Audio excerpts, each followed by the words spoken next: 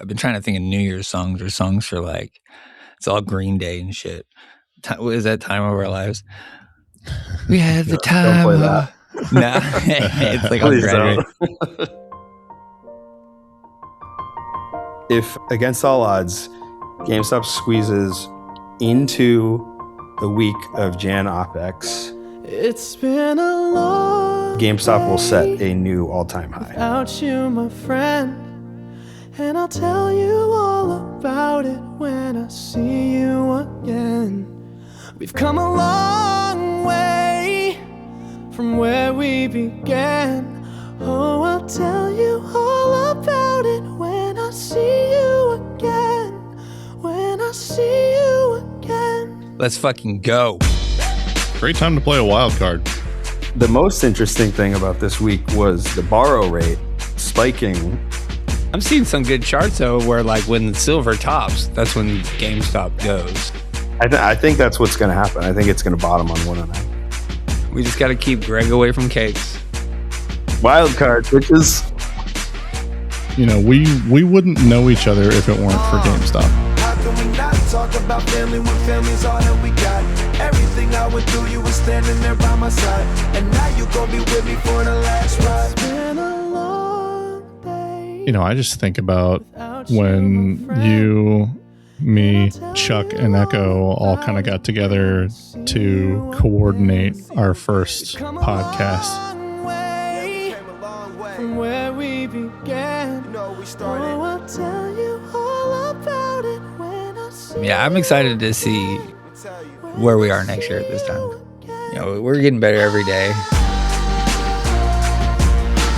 Maybe the theme is disconnected from reality for the year when it comes to the price. The price is definitely fake. We had some crash outs. The crybabies got a lot louder. How can we not talk about family when family's all that we got? Everything I went through, you were standing there by my side. And now you gon' be with me for the last What's your ride. relationship like with Roaring Kitty? You guys talk much? Ask him. Probably still the only company to sell off from announcing Bitcoin. We're down 32%. Only bad things happened after the White House. A very Zen master of you. No pants required, Chuck. Fuck, fuck, fuck, fuck, hun. Fuck, hun. Fuck, hun. There are so many relationships like that in this community. We've come a long way from where we began. Oh, I'll tell you all about it when I see you again. All right, let's fucking go. All right, 3, 2, 1. Thanks everyone for checking out the show. I'm Sean Fitzy, I'm Pauly. I'm Swami. and this is the Echo Chamber. 2025 is coming to an end, and it has been a banner year for the company. Not so much for the chart, though. There were highs, there were lows, and there were runs and rugs. And I'm happy to say that we're here for it all. Merry Christmas and Happy New Year, guys. How are you? Merry Christmas and Happy New Year. Glad to be here. Yeah, that was Merry Christmas. Yeah. Happy, Not Happy New Year yet, but pretty soon. Yeah. We'll close the book on 2025. Can't say I'm gonna miss it.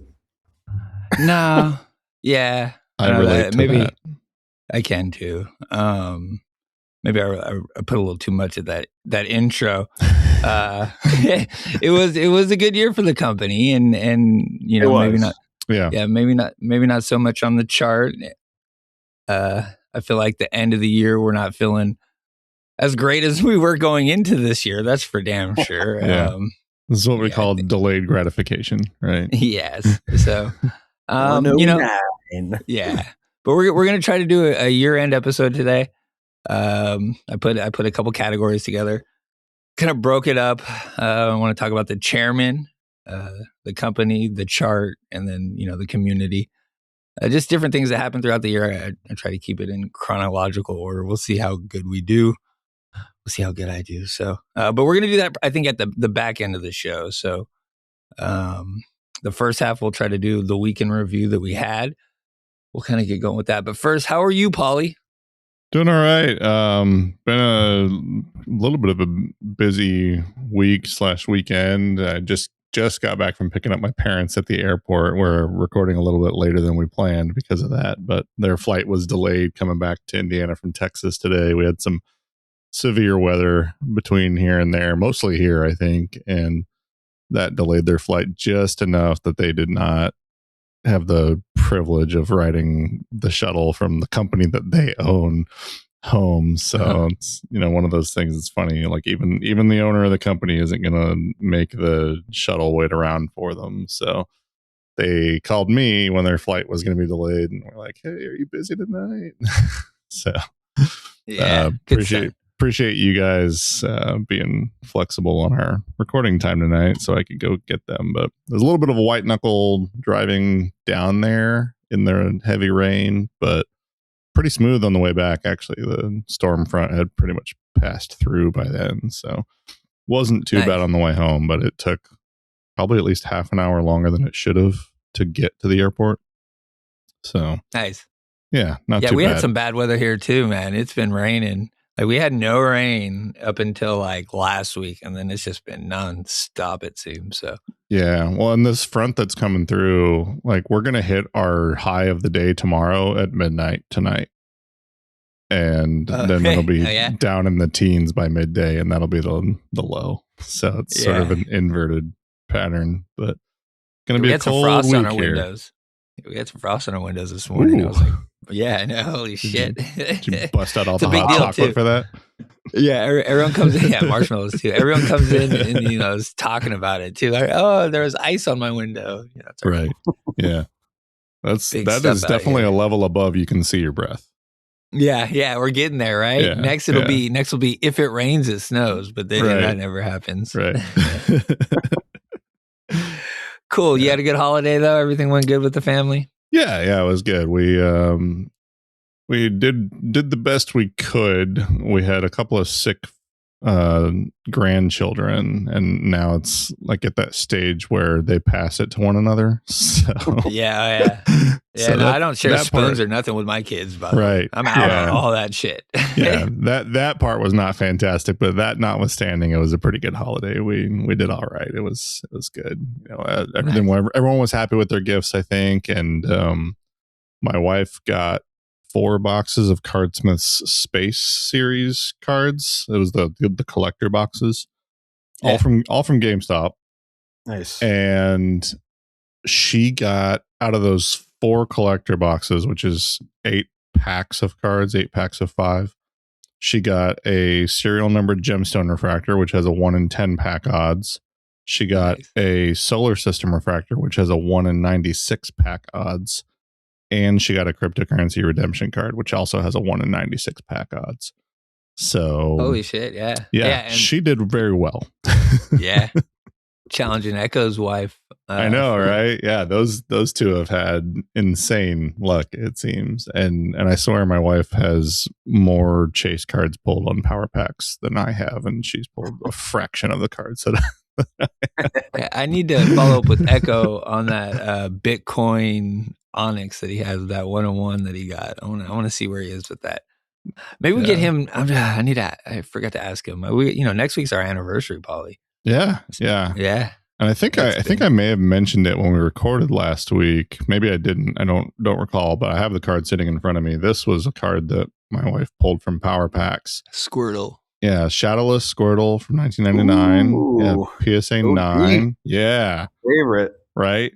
And that's cool. She had me convinced that she sold this back to Power Packs, but she is very sneaky. She actually had it mailed home to give to me as a Christmas gift. So that's cool. Yeah. Nice. Yeah, I got to open that last Sunday when we were at our daughter's house for Christmas. So that was fun. Nice. Cool. Yeah. Swami, how have you been? Did you have a good holiday? Yeah, finally done with the hosting. So nice. Christmas was great.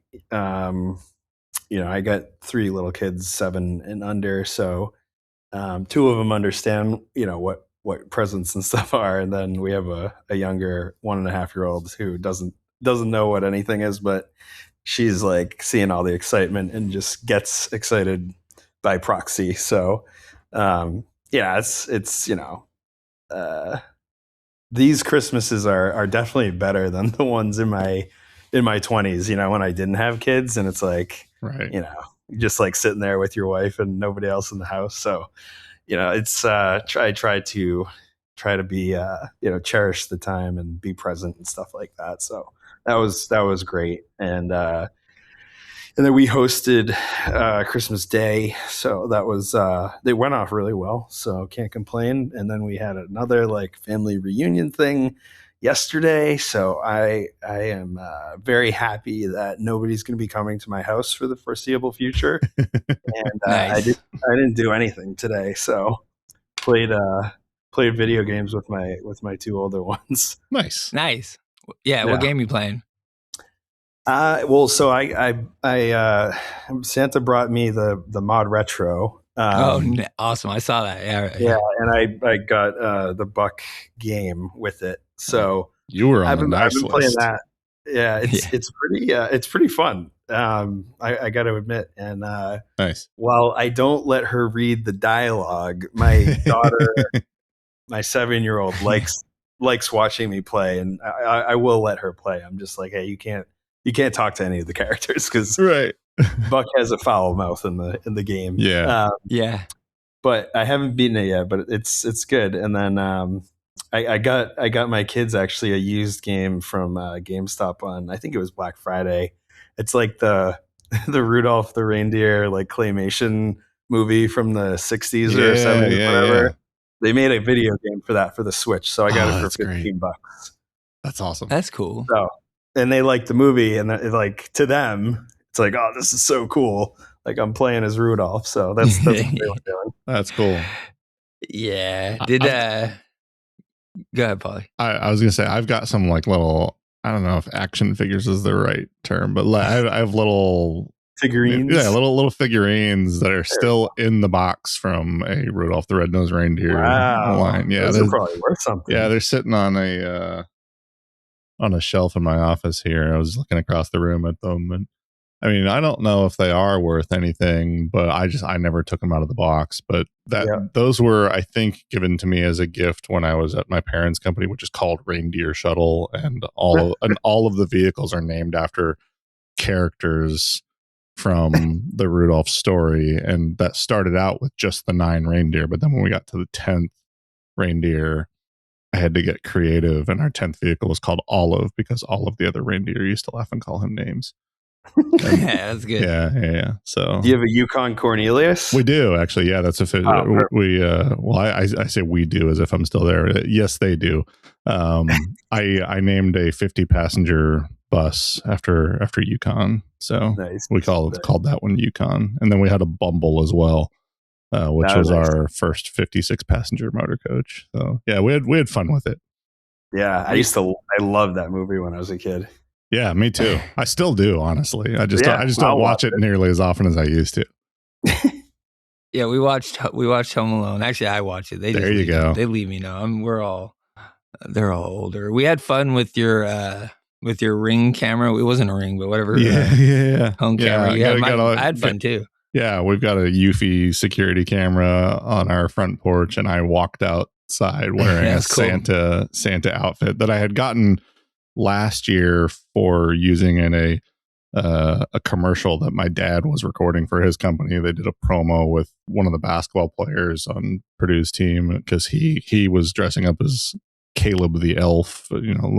He's got kind of a decent likeness to Will Ferrell in the movie Elf, and so and his name is Caleb. So they really played that up for a few years with Caleb the Elf and doing a food drive and everything. And they did the food drive again this year, but they actually used Home Alone as the kind of backdrop for it. And they took one of our guards on the team named Fletcher. They had him do the face with Macaulay Culkin kind of putting his hands on his face. Well, when he does the aftershave in the movie. Yeah. So, and Fletcher does have a little bit of a Macaulay Culkin look to him. So it worked. Yeah. It was a good one. So Nice. Yeah, we had fun. My family, my daughter, my youngest, is into like Five Nights at Freddy and shit. So I started making them scary, and she enjoyed that. We had a freaky looking, like evil looking Rudolph in front of Polly's house. Yep. Yeah, that was fun. Yeah, that was fun. Yeah, we had a good Christmas. We got everyone in and out within like 4 hours because Stranger Things was on. Priorities. Yeah, I'm not caught up yet. I'm like one episode into the second part. I'm still like a couple seasons behind on that one. Yeah, there's so much controversy after this last little bit here. I couldn't avoid it. Yeah, I saw it all over social media. I mean, yeah, it's everywhere. So we'll have to see how it ends. Seems like an Elon thing to bring up, you know. Well, and Topps is coming out with Stranger Things cards in January. Yeah. And some of them will have like L's, like fucking wristbands, like parts of her wristband. Game worn jersey stuff. Yeah, for real. That's crazy. What's telling that? Nice. yeah. So that'll be that's going to be popular. Be interesting. Yeah, I like that stuff. It's just you know, Stranger Things is finale on New Year's.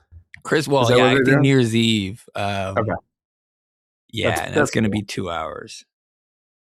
My whole family's in. Well, my youngest pretends like she doesn't like it that much, but we watch it now. Like this is the third watch through, and they're fired up. So it was a good time. That's cool. I like that. Yeah, I like Netflix doing that, spacing it out a little bit instead of giving you everything all at once. It creates a little bit of hype around things. So yeah, a little bit of suspense. Yeah. Okay. Well, we'll move into the week. I don't know. It was a 3.5 day week. We can start with like shop GameStop. See if I could sell these slabs. Absolutely. We're not taking those. They gotta be at least 8, 9, or 10. It's cool to see how like thorough you guys are with this stuff. You see how across the top you see the PSA? Yeah. Are you a collector, man? I am. Yeah, I was gonna say you know everything, bro. It really shows us what the card looks like. That's super cool. GameStop is willing to give you $97 in trade credit or $87.48 in cash. GameStop's willing to give you $353 in trade credit or $318 in cash. $500 in trade value or $450 in cash. We don't have any live streams to talk about. I don't think Aaron's visiting, so he's not streaming right now. He's out here somewhere in the States, probably closer to you guys than me. So not much Power Pack stuff. I think he said he's in Connecticut this week. Yeah, I saw him. I saw a picture that he posted. Nice. Not much going on with the company that way. I'm looking at their social media right now. We got it was quiet over the holiday, like I said, 3.5 days, but Christmas and Christmas Eve, not much happening. They like re-released like an older commercial from like 2012.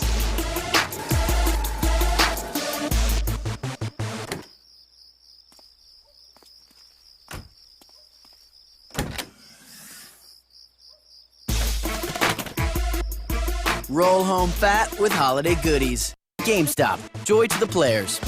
And I'll try to add them as we go, but it's the lady driving in the van.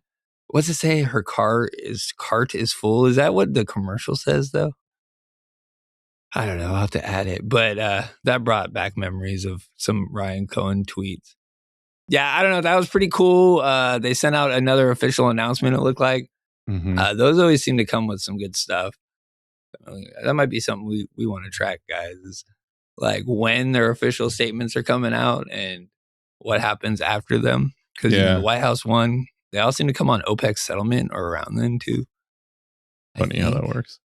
Yeah, it is funny how that works. But I think we also forgot to address the fact that when they did the GameStop Awards a couple of weeks ago and they pinned it to the top of their profile, the post that says the GameStop Awards is now live. That's the first time I think that they had unpinned their partnership with PSA post. Oh, yeah? Because it had been pinned to the top of their profile for, I want to say, the better part of a year, maybe more. So I don't recall if they had changed anything else in the meantime, but before the GameStop Awards went live, that was the pinned post. Nice. Yeah, I'm looking now. That's interesting too. And I wonder what was before that. Yeah, I don't remember.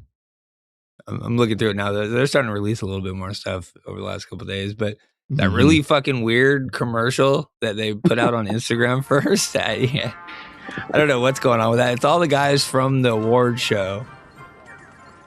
All right, here's our shopping list. Are you sure they want video game consoles? I mean, I can go to the chicken parm stop next door. No, I promise game consoles. I don't care if they're starving to death. They're not getting chicken parm. They're getting something to play snipper clips on, damn it. Well, let's get to it. We gotta hurry. It's December 22nd, and you know what's coming soon. December 23rd? Well, if it isn't douchebag and two people next to a douchebag. Hey, my name isn't two people. 140 Nintendo Switch 2s, please. Sorry, we have a 39 console limit per customer. Oh, okay. So, he'll take 39 and I'll take 39. So what are these for? Some grand gesture to look good? You know everybody thinks you're full of it, right? Yeah. That'll be $19,500. What about now? $19,480. You son of a bitch, you took my bribing money. Rex, don't waste your energy. You need that for bribing. Save it for somebody else. I'm not selling you those damn consoles. They're for the kids, I promise. I want to give them a good Christmas. Yeah, right. Sell me the consoles. No. I'll pay double. Never.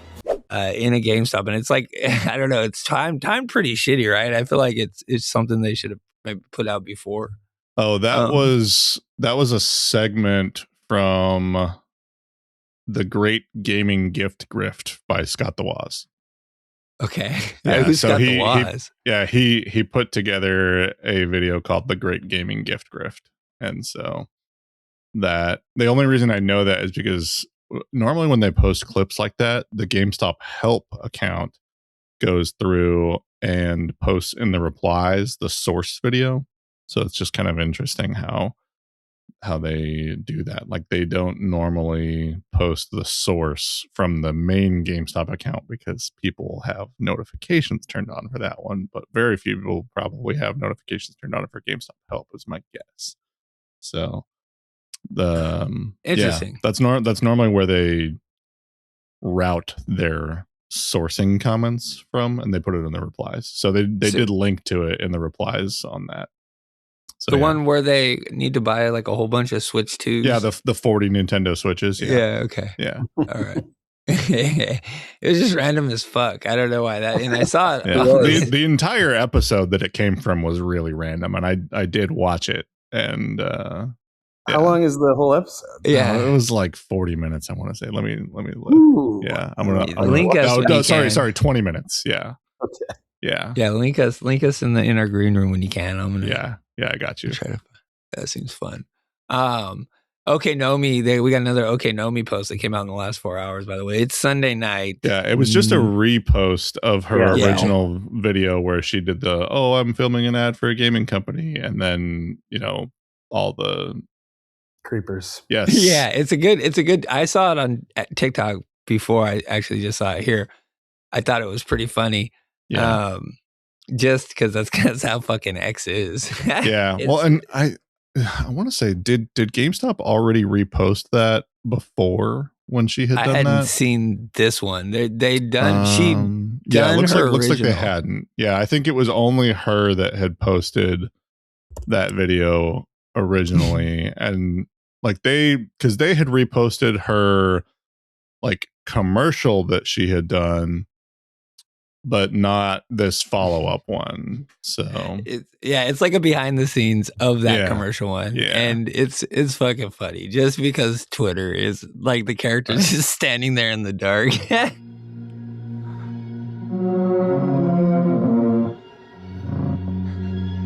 Bruno, I'm scared. You're amazing. It makes me laugh because that's how bad Twitter's like that shit. Just totally. Yeah. So pretty funny video clip that she had done, but she did that, I don't know, 10 days ago or something. 11 days. Let me look. December 17th. So yeah, 11 days after she posted that, they did it as a instead of a quote post or anything, they did it as a post video. And so what it does when you do that is it says this is from OkayGnomie underneath the video, but it's GameStop's original post. So it's just sort of an interesting thing about the dynamics on X. Like if you do something as a quote post, then the video gets embedded as a quote. But if you do it as a post video, it'll still say where the source came from, but you actually get it looks like you did it. Yeah, you get the impressions and everything. It counts as your content. This is actually one of the criticisms that people have of the way that X works, because if you make something that is viral and some bigger account posts it where it still gives you credit, they're the ones getting the engagement and monetization from it and not you. I don't think that's really an issue here, but that's just sort of a note on how the posting of content works on X. It's sort of a hot button topic for some people. Well, so like long pressing if you're on mobile, long pressing like a video, and then going to post from there. Like for me, I'm very aesthetic when it comes to my posts. Sounds weird saying it, but like the way the retweet, it's gotten a lot better, but the way a quote tweet looks versus how like just long, posting the video, it's way better. Like, so that's kind of why I would go that route, because, and they do give a little bit of credit at the bottom, but it's interesting. Cause quote tweet, you could just post the video and then you don't even have to give any like tag or wording or anything that way. Mm-hmm. Yeah, it's interesting. Yeah. Anyways, I don't know. Twitter's it's gotten better though, like aesthetically. Like once I learned, and I think you taught me this at the very beginning when we started doing the show. No, like Elon doesn't like hashtags. I kind of change how I look at like posting and shit now. I barely tag. I tag GME with the $sign. Yeah, but even then, that's effective. But hashtags are they've become more or less useless on X. They made OkayGnomie an ETF, it looks like, called OkayGiraffe. I'm just looking at her page. She's got 41,000 followers now since 41.8. So she's above 41.7. Yeah, and I was looking at her TikTok post about it, just because that's where I said I saw it. I promise I'm not just like stalking her on social media or anything. But it was funny because they're talking about they're talking shit about the people on X who found her socials. And I'm like, oh, I know that guy. Right. I know who found Yeah. Mm-hmm. It was kind of funny. That's funny. Tree fitting. You guys got anything else going on with the company when it comes to like shop GameStop on the retail side? Anything going on that you guys can think of? Any Pokemon releases? I think I saw something coming out soon. I don't recall which one's coming out soon, but I haven't actually been following that as closely as I normally probably would, just with the holidays being busy and everything. But I will say there was also one more post from GameStop today, which is the Abe Simpson sitting around the kids meme. And this is me explaining how we used to actually own our games and play them without updates or subscriptions. I'm like, man, that is so relatable. Like, I remember when downloadable content started becoming a thing, and even that was like a little bit of a contentious thing when studios started charging for that.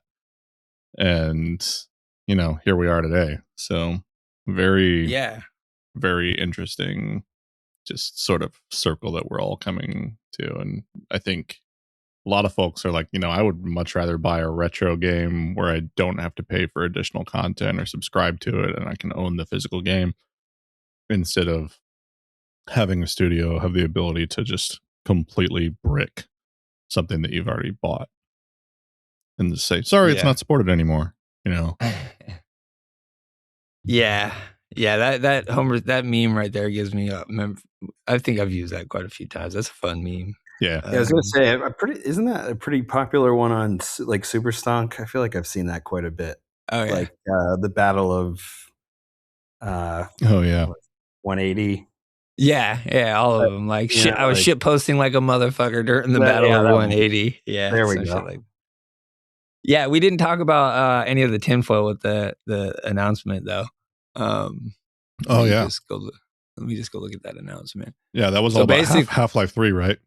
Yeah. So GameStop offers help counting to 3. That's the official announcement. It's to Gabe funny. Newell, who is the what is he? The founder of creator of Half-Life. Yeah. Creator of Half-Life. Valve. And Valve. Yeah, okay, Valve. Right. Yeah. Yeah, that's what I was thinking. And it has the address, I guess, of Valve. Dear Mr. Newell, this letter serves as formal demand from GameStop Corp. Regarding your longstanding omission and count to 3. It's come to our attention that despite repeated opportunities, you have not satisfied this essential numerical duty. Be advised, now is the time to do it. GameStop is prepared to assist you in fulfilling this obligation. Our expertise in the field of counting to 3 is documented and verifiable. For proof, consider the following indisputable evidence of our counting capabilities. And it's buy 2, get 1 free on all pre-owned games. That's pretty fun. Right. I won't read the rest of it. It's like about double that. But I mean, there was a pretty funny line in there where they threatened, sort of tongue in cheek, to impose a nationwide ban on him from all GameStop stores, and they're like, "This is an outcome we hope to avoid." But failure to comply may result in both continued public ridicule regarding your counting abilities and a nationwide ban from all GameStop stores, an outcome we hope to avoid. Yeah. So Mr. Newell could be banned, huh? Yeah. Like, if he doesn't learn to count to 3, then he's going to be banned from all GameStop stores across the country. It's really funny. Yeah, it did good. Let's see how the post did. It's almost at 1 million. So, not their biggest. It doesn't have OkayGnomie in it. Right. If it was signed by her, then maybe. Yeah, 1.7 million for the one we were talking about that they put out on the 18th. Just 8 million on her. Yeah, she gets engagement, and I see stuff about her, like she spawned all kinds of conversations all across the internet. So they did really good going viral with that one. Good job. Right. Good job. So yeah. So what the tinfoil would be like? Well, I don't fucking know. Where GameStop's buying Valve? No, I mean. That's a lot of fucking money. What was it, like $5 billion? Yeah, I don't even know what the company is worth, but I think that the easiest explanation is that they probably have at least a tip that Half-Life 3 is coming. Oh, yeah. But as of right now, Valve has not confirmed that Half-Life 3 is happening, right? So I think that's their way of saying, make it happen. And I would guess that they wouldn't say that if they didn't have some indication that it is, but I don't know. Yeah. Just trolling them, maybe. Trying to see the date of their other official announcement. Mm-hmm. It's been a little bit. All right. I'm not going to. They tweet quite a bit lately. Sometimes they go on like some. So what? The official GameStop. Oh, on December 1st, when that was the last one. With the Power Pack 30,000 trade-in. Yeah. It. And then I think before that was the White House one, which was at the end of October.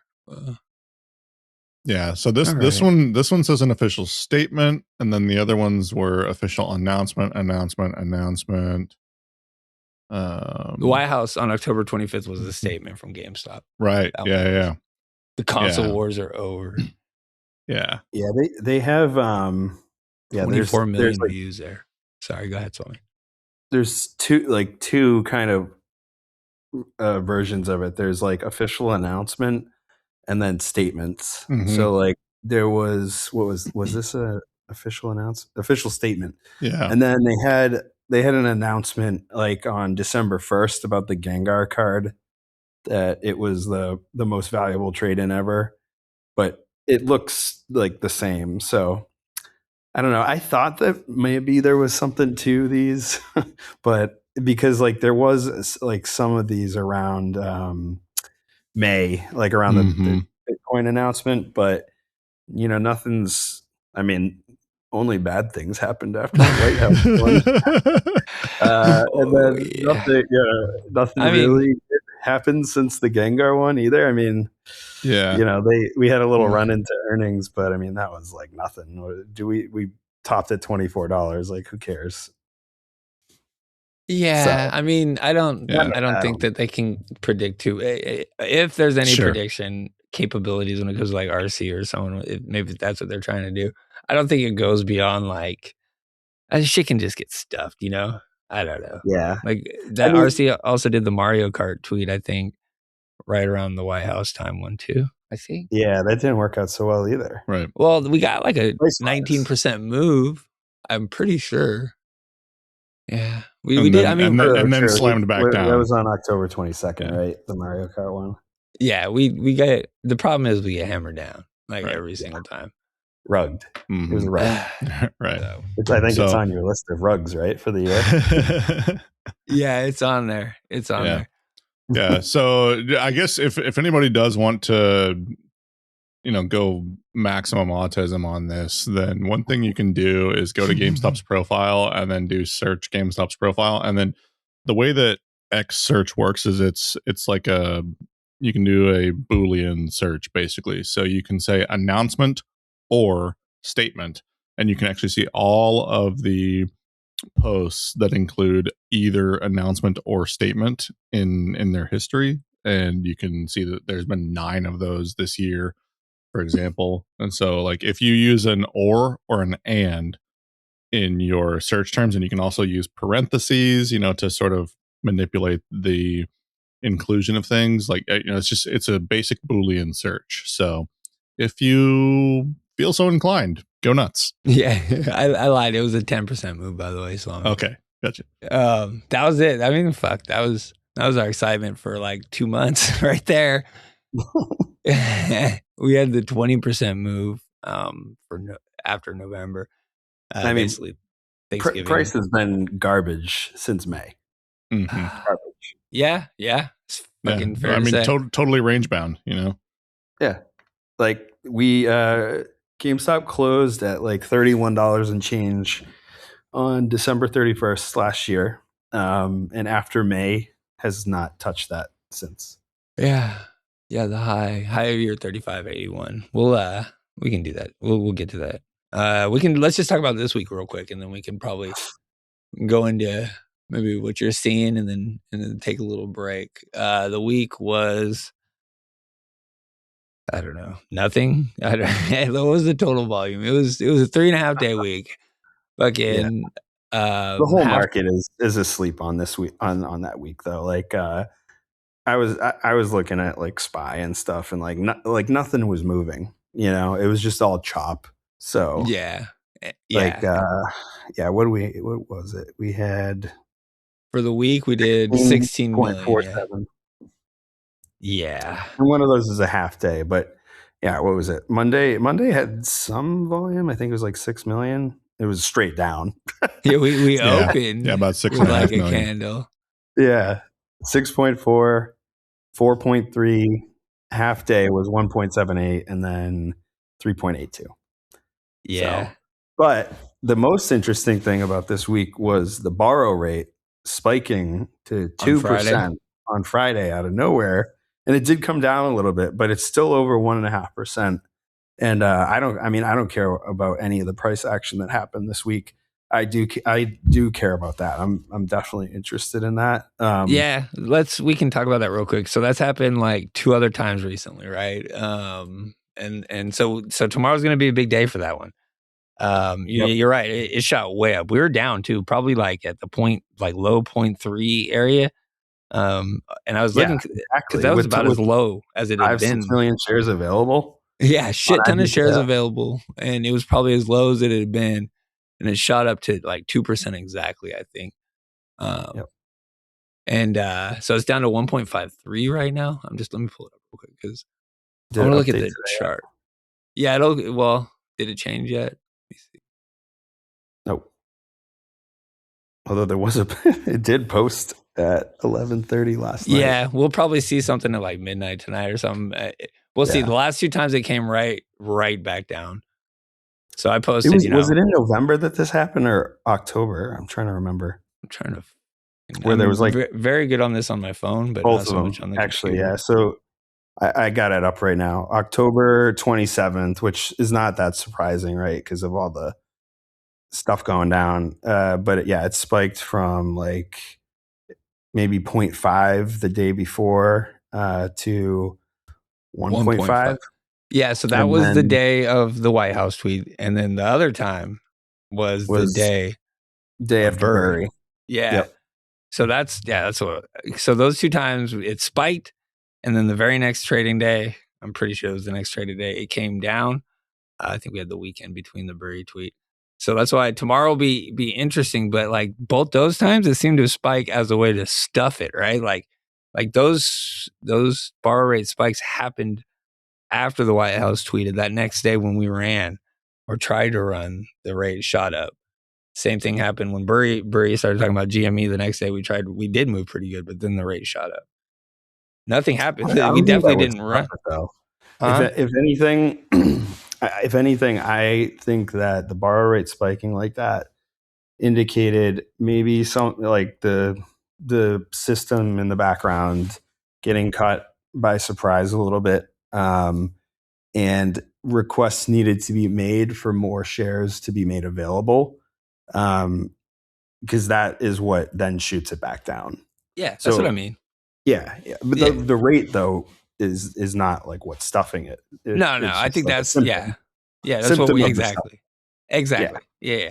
And then if it keeps going up, that means that they're struggling to stop it. Yes. Yeah. I think we're seeing the same. So the fact that this has moved and there has been no move on the chart as a result had me excited on Friday, thinking that maybe we were going to get a Burry post, right? Like maybe the algo knows something's coming because the algo's fucking smart. They know shit. I don't know why. Like fucking, it's the algo just is fucking. It's called corporate espionage. Yeah, and somebody knows something. Insider and then, trading. Right. That's what it is. Yeah, and the algo fucking knows. So I was excited about that. And then someone in the Discord asked him, who was that? Do you guys remember who asked him? Burry? It was Robot? Bad Robot. Yeah, Robot asked him if he's doing anything. Not in December. I think someone else in the Discord asked him. Definitely in January. Yeah, maybe, yeah. I'm sure he will. Yeah, I don't know. Do you guys got anything about that? We talked about it with Reese a good amount last week. I did my share of shit talking, but anything about like whatever. If I'm going to continue the shit talking, it's just another move, right? Like this happened with his first post, but he did drop it like within a couple days after he said he was going to delay it. I'm pretty sure, right? Yeah. Like within 4 days, I think, or something like that. Maybe not. Yep. I don't know. Okay. No, you're right. Because he said when it was delayed, he made it seem like it was going to be like end of the week or weekend following, and then it was like within like 2 days. So yeah, I don't know. I don't know. Burry delaying it. I think it's one of those things where if there's some volatile move right after he posts, then in hindsight, I'm going to say he was targeting the release of this intentionally, and the delays were intentional. But until then, I think it's difficult. It's just pure conjecture and frankly, like tinfoil to say like, oh, he's trying to do that. Sure. But it is weird because like, he teased the GME thing November 28th. Like that's back when he said, I have an idea for what they should do next. Right. And it's literally a month to the day. And he hasn't come out with that yet. Yeah. Like I don't think it's going to be a super complicated article. I mean, my opinion is he's going to say they should do buybacks. So it feels intentional to me, but I'm at the point with him and like a lot of stuff with GameStop in the stock price where like, convince me. Like that, you got to prove it to me. I'm just sick of all the false starts. Yeah, like that's where I'm with Kevin Gilton now too. Fucking all right. It's been going on for over a month. Same thing with the Burry thing. Like it's all over a month now, and we've been getting our ass kicked the whole time. Well, 6.3% down for the week, by the way, for GameStop. I want to get that out there. Go ahead, Swami. Yeah, I just want to, put Burry aside. Like, if something happens with Burry, that's going to be a classic. Algo was just waiting for something, and it's just going to use that. But is Algo waiting for something? I think the borrow rate spiking, if it continues, that's the big if. If it does not, if it gets shoved right back down, then move along, and we're still waiting. But Alert Piano, I guess, shout out to him, do an early shout out for Swami C's. It took me a while to understand his thesis on this because it's kind of complicated, but I think he's got it like pretty correct in that he's like tracking like hedge loan balance, which is it's like the minimum amount of shares that need to be available in order for the current like shorting regime to be viable. And it ties in with like a lot of stuff that Ultimator talks about too. And that we're potentially going to see with like the silver trade going on. And it just like GME is wrapped up in like a ton of derivative baskets. And because of that, it is like frequently shorted just algorithmically, because that's part of the overall construction of these baskets. But what happens is like you have these volatile moves in other assets like silver. And this happened in spring of 2024, where silver had a very volatile up move in like February, March of 24.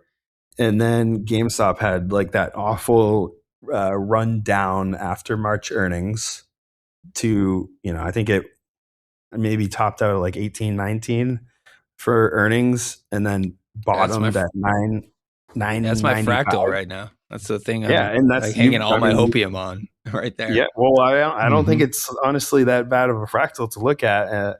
I don't think we bottomed it either, but it's essentially like there's like a prime broker like JP Morgan. They're rumored to have like this huge, silver derivative. Are they long or short?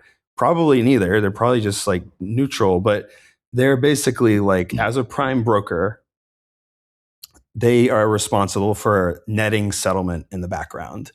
And they are constantly like shuffling the shares that they own the shares. Like a hedge fund doesn't own the shares. It's JP Morgan. It's a beneficial ownership, just like a retail brokerage. And so when JP Morgan as a prime broker needs to short GameStop and other stuff too, to like balance out this basket, like swap trade, whatever it is. Yeah, the exposure. They don't short it. They don't necessarily short on the open market. They are warehousing all those shares anyway from institutions because they're a prime broker. So institutions, when they say like, yes, I agree to lend my shares, JP Morgan already had the shares, and then they say, hey, these shares that we have are available. And then anybody that wants to short, says, hey, I need, 1 million shares of GameStop to borrow, they short it. But if JP is netting out settlement of these large derivative contracts, what could potentially happen is they have all these shares on loan, and they may need to, at any given time, because of a move like in silver, say, actually, we need to have 100 million shares of GameStop or whatever it is marked short on our books. And if we have them marked short, nobody else can have them. And all of a sudden, 100 million shares or whatever the number is disappears from the lending pool. And is that lending pool what we see on Fidelity or IBKR? No. But it drives the borrow rate in the places that we can see. And so in 2024, when silver had this huge move, GameStop already had 60 million shares publicly shorted on it. Like, I think just more traditional shorting because the business was still shrinking. It was a good short. Price was just going down and down and down. But then JPM, as the prime broker, comes in and says, actually, we need like 75% of these shares. And what they can do as the prime broker is they will go to the shorts who borrowed and say, those shares you borrowed, they're not available anymore. So you need to go buy them. And then, what that party can do is they can go to another prime broker like Goldman or whoever and say, I need shares to borrow because my other prime says they're no longer available. But when all the same people start trying to go to the other brokers to find those shares, they disappear. And then the borrow rate starts to spike and it doesn't go down because JP or whoever has to hold those shorted shares in their warehouse for too long. And then stuff starts to get real spicy. I don't want to keep talking about it, but it is a little esoteric to think about, but like that's what's going on. And silver is blowing up again. And back over 80 right now. Touched 83.75. At 83, geez. All-time high. So, I mean, I don't know if you guys have seen, like, I think Bad Robot just posted about this, and I'm seeing it all over X. Like, there's rumors that, like, a systemically important bank got liquidated because of their silver position. Huh. And so, stuff just starts to it's a chain reaction. Yeah. Like every action has an equal and opposite reaction. And if GameStop, needs to be shorted on a net basis by JP Morgan and a bunch of other prime brokers and the shares available disappear, guess what? What we have now, which we didn't have a year ago, is another 60 million shares shorted publicly. And that's through our bond buddies. Yeah. The arbitrage. Yep. And, while it's been incredibly frustrating as an investor, seeing the price, decline 30% year over year, and just making like lower highs and stuff like that, I do think that Ryan Cohen's actions, I don't know if they were intentional. I think they are, but I don't think he can admit that. But by doing those two huge convertible bond offerings, I think he intentionally crowded the short trade on GameStop, which was previously like vacated, like a bunch of shorts covered in May of 24, and the short interest didn't really rise above like 8%, I think, until he released all these bonds. So now you got like 60 million shares shorted by bond arbitrageurs. I think that's the word. Yeah. Yeah.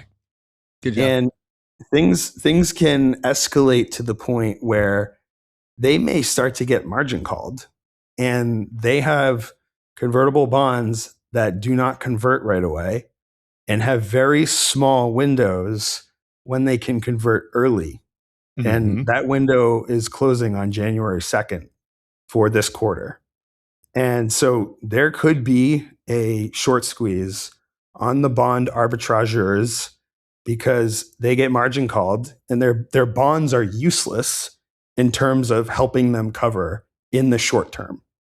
So, in that scenario, maybe the price squeezes and the company does an ATM at $60, $70, $80. That would be like a huge win. Mm-hmm. That's way over the intrinsic value of the company. So anyway, I'm going to stop my monologue. And what do you guys think of this? Well, there's a lot, honestly, and I love what you covered there. I guess I will touch on the period that you both mentioned. You're kind of tracking in terms of fractals. I will just say, like, I have two previous points on the all-time chart that are circled with just like a paintbrush on my chart, and they are the two previous times that GameStop has fallen below the Gandalf line. So, I mean, that's essentially the regions that we're talking about. So, I mean, the first time it was rather long. It was, I think, over 770 trading days that it spent below the Gandalf line. And the second time it was more like just under 7 months. So if this is speeding up, and I believe it is, this pattern, then, you know, I would expect that the time spent below the Gandalf line this time is again abbreviated. So, but it is following very much that general shape. And that's why I also agree. I don't think that the bottom is in quite yet now that this is starting to take shape. But I also don't think that it's going to drag on for months and months and months. So yeah, I think it is be this week. Yeah, it very well could, right? I mean, it could be very soon. It could be within the next month, but we might need to get through Jan OPEX too. Right. That's definitely what they want. Right. Yeah. And the whole silver narrative, I just think it's so funny. Like looking back at a year and a half ago, the Ultimator wrote this really brilliant write-up on just the silver swap narrative and how he believes that JP Morgan is essentially the one swapping silver in GameStop more than probably anybody else. And it has to do with the Bear Stearns liquidation from years and years ago. 2008. Right.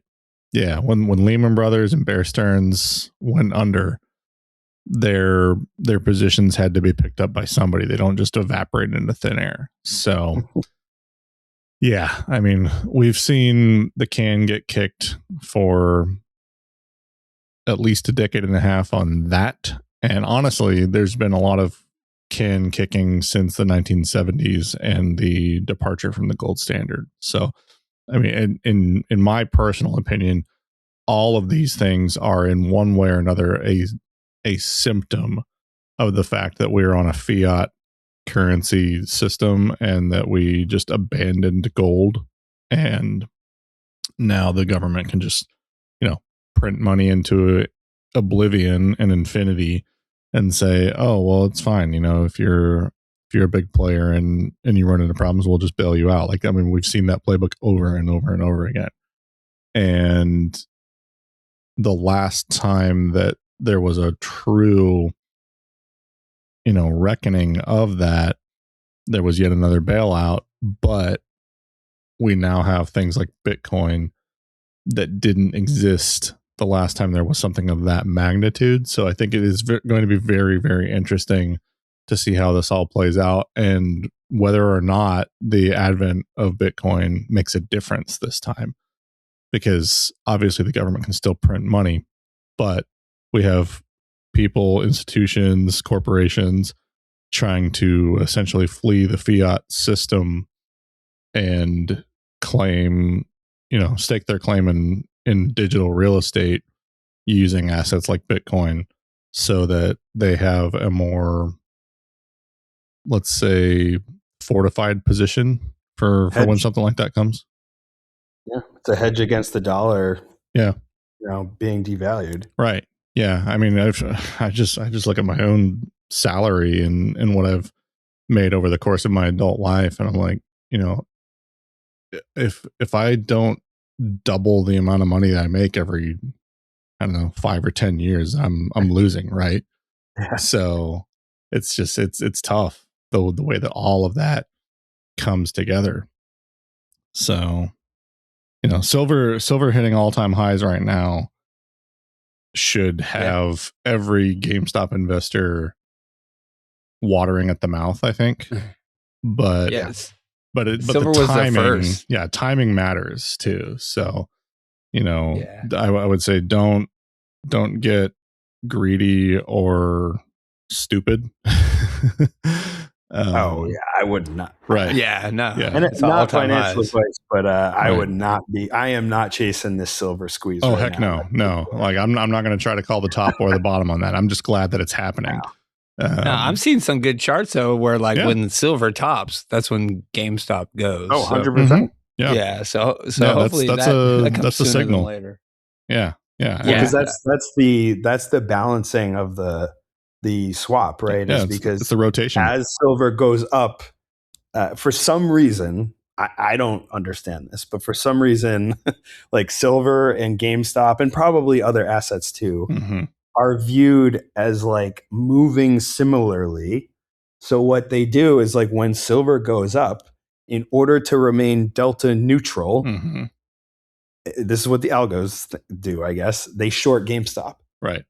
But that means when silver is done going up, and especially when it tops and starts to go down, that means that you need to again adjust the dynamics of the trade, and that means that you unhedge your GameStop, which means like covering the shorts. Right. So like that's how it happened in 24, and I think what might be on the horizon, I hope, is that I think there's been a lot of these companies like GameStop that for whatever reason were like put into these hedge baskets because they're like marked for dead or whatever. And for a long time, like silver hasn't done shit. It has been completely, repressed. Like the cost to mine silver is much lower than gold. So like that's why it's always kind of been reined in, because typically the supply of silver can be risen to meet demand. And when that happens, like price is never going to go parabolic. But when you add in all this derivative bullshit on the futures exchanges and stuff, you create these opportunities for a squeeze. And then you have companies where something happens with the company where you just, as JP Morgan or whoever, they can't reasonably consider that company as a viable delta hedge against like silver or other stuff. And so I think these companies like Tesla, like for some reason, fucking Carvana, like these companies that just go on these like multi-year squeezes for like sometimes good reasons, sometimes no good reason. I think that is them getting removed from these trades for whatever reason. And I think that the transformation, it's the unwinding that Kitty talks about, GameStop needs to transform. And like when that happens, that's when the unwind begins, because it's just no longer like it's not going to go bankrupt, and it's potentially a growth company that's going to attract institutional investors, and it's just not viable to have in this shorting regime anymore. I think that's where we're headed eventually with GameStop. Yeah, that's how you get price discovery. Exactly. Maybe it is next month. Let's finish up the chart real quick, and then we could take a little bit of a break and move on. So GMEWS, let me just talk about that. We got smoked, especially early to start the week. Monday we were down 9%. Tuesday down 7.5%. Wednesday we were up, and then Friday were we flat? Friday, is that right? Yeah, completely and utterly flat Friday. 300,000 traded. So, not a bunch of volume. It was a holiday.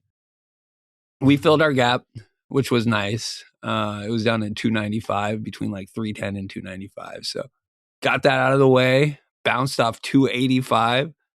We'll see what happens with GameStop over the rest of this week. My fractal that I have been tracking, well, it's basically March. Well, it goes all the way back to like, I don't know, whatever, a couple months before March 2024. So probably like the start of 2024, all the way to the bottom of April. We're following that very, very closely still, which if we do continue to follow that, I could see, just looking at the chart, I could see, next week's a 4-day week. Call selling is at highs like we haven't seen again. Like we've been seeing fucking tons of call selling, but like Tuesday bloody wanker for real. Bloody wanker. Yeah. Tuesday and Friday, I think it was, both just top 5-10 days and call it selling over the last month. Since the GMEWS, since this sell-off started, call sellers have been in control. Bloody wankers have been in control. Bloody wanker. And, I believe they're a big part of what's going on with this price. Who's doing it? I don't know. But anyways, and I can see that continuing. 1993 is the low of 2025, right?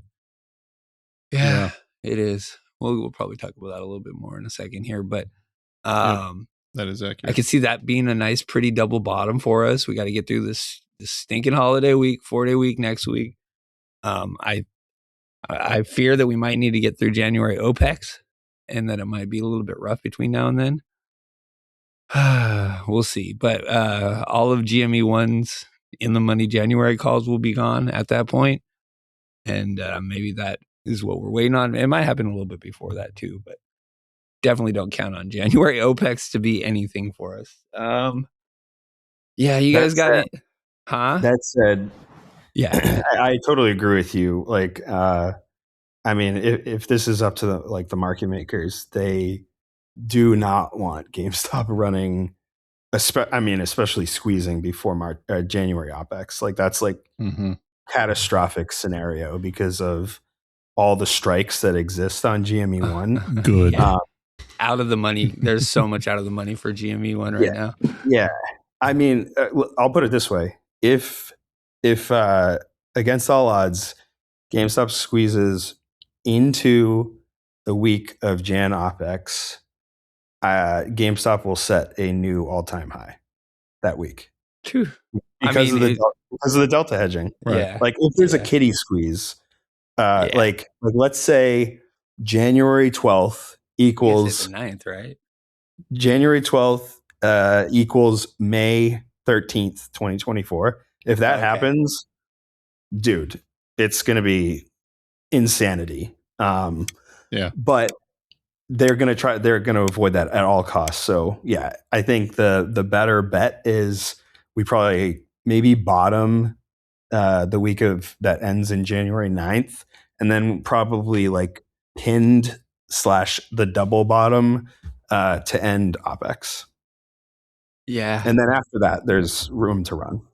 Yeah, definitely. I think once we can get through that, I mean, also we're set up pretty nicely for January. End of January is a good time of year. 2021 is a prime example, but GameStop has gotten going several times in January. 2021 just being one of them.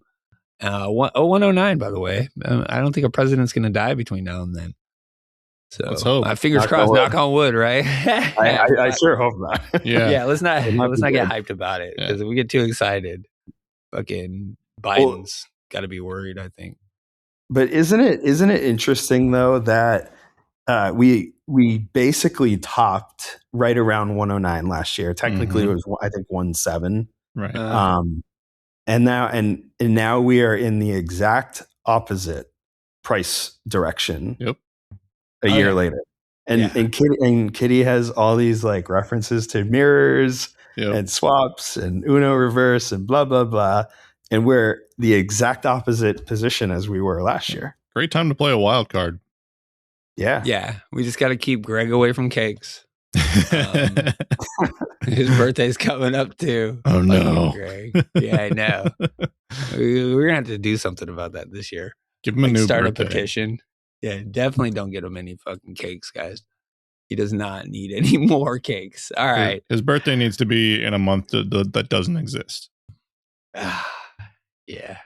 I've had that. That's been a year-long beef between me. You and the cake. It's one-sided, I think. Right. Yeah. I don't think he knows. Yeah. Yeah. If he did, I don't think you want the smoke. Yeah.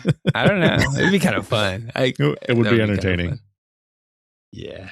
He's had to have seen a few of the posts too, because they got pretty good engagement. Yeah. When the troglodytes on X get wind of something, it is rather entertaining. You saw the post I had this week that went viral, right? Which one? Yeah. Yeah, The grill one. My grill bot. Yeah, I mean, I got this thing as a gift. I actually thought it was a Father's Day gift this last year because that's the first time that I had posted about it on X. But I actually got it as my birthday gift last year. So I've had this thing for a little over a year now. I've posted about it a couple of times, and I just posted on, I think it was on Christmas. I was like, my grill bot is still the best grill accessory that I have. And it didn't really get much traction on Christmas Day, but then the day after Christmas, it got over 741,000 views. Whoa! Hey, that thing's gonna make you $100, bro. Right? Yeah. That's cool. So, but it was all because there was such mixed emotions about it. Like a bunch of people were like, "Oh my gosh, that's so cool," and then a bunch of other people were like, "What a terrible waste of money!" And you need to just use a brush or an onion. Use your arm, like, bro. Yeah, and they're like, "Oh my gosh, this is peak laziness," and I'm like, okay, first of all, it was a gift. Secondly, it's a robot with rotating bristles on it. It's like nylon brushes. But oh my gosh, people got like personally hurt over the fact that someone on the internet had a robot. And I started seeing a term that I hadn't seen used before. This is a new derogatory term for robots, which is clanker. Oh yeah, no, it's Star Wars, bro. Yeah. Like it's not new, but it's new. Like it's just now coming into common vernacular. But yeah, it is a Star Wars reference.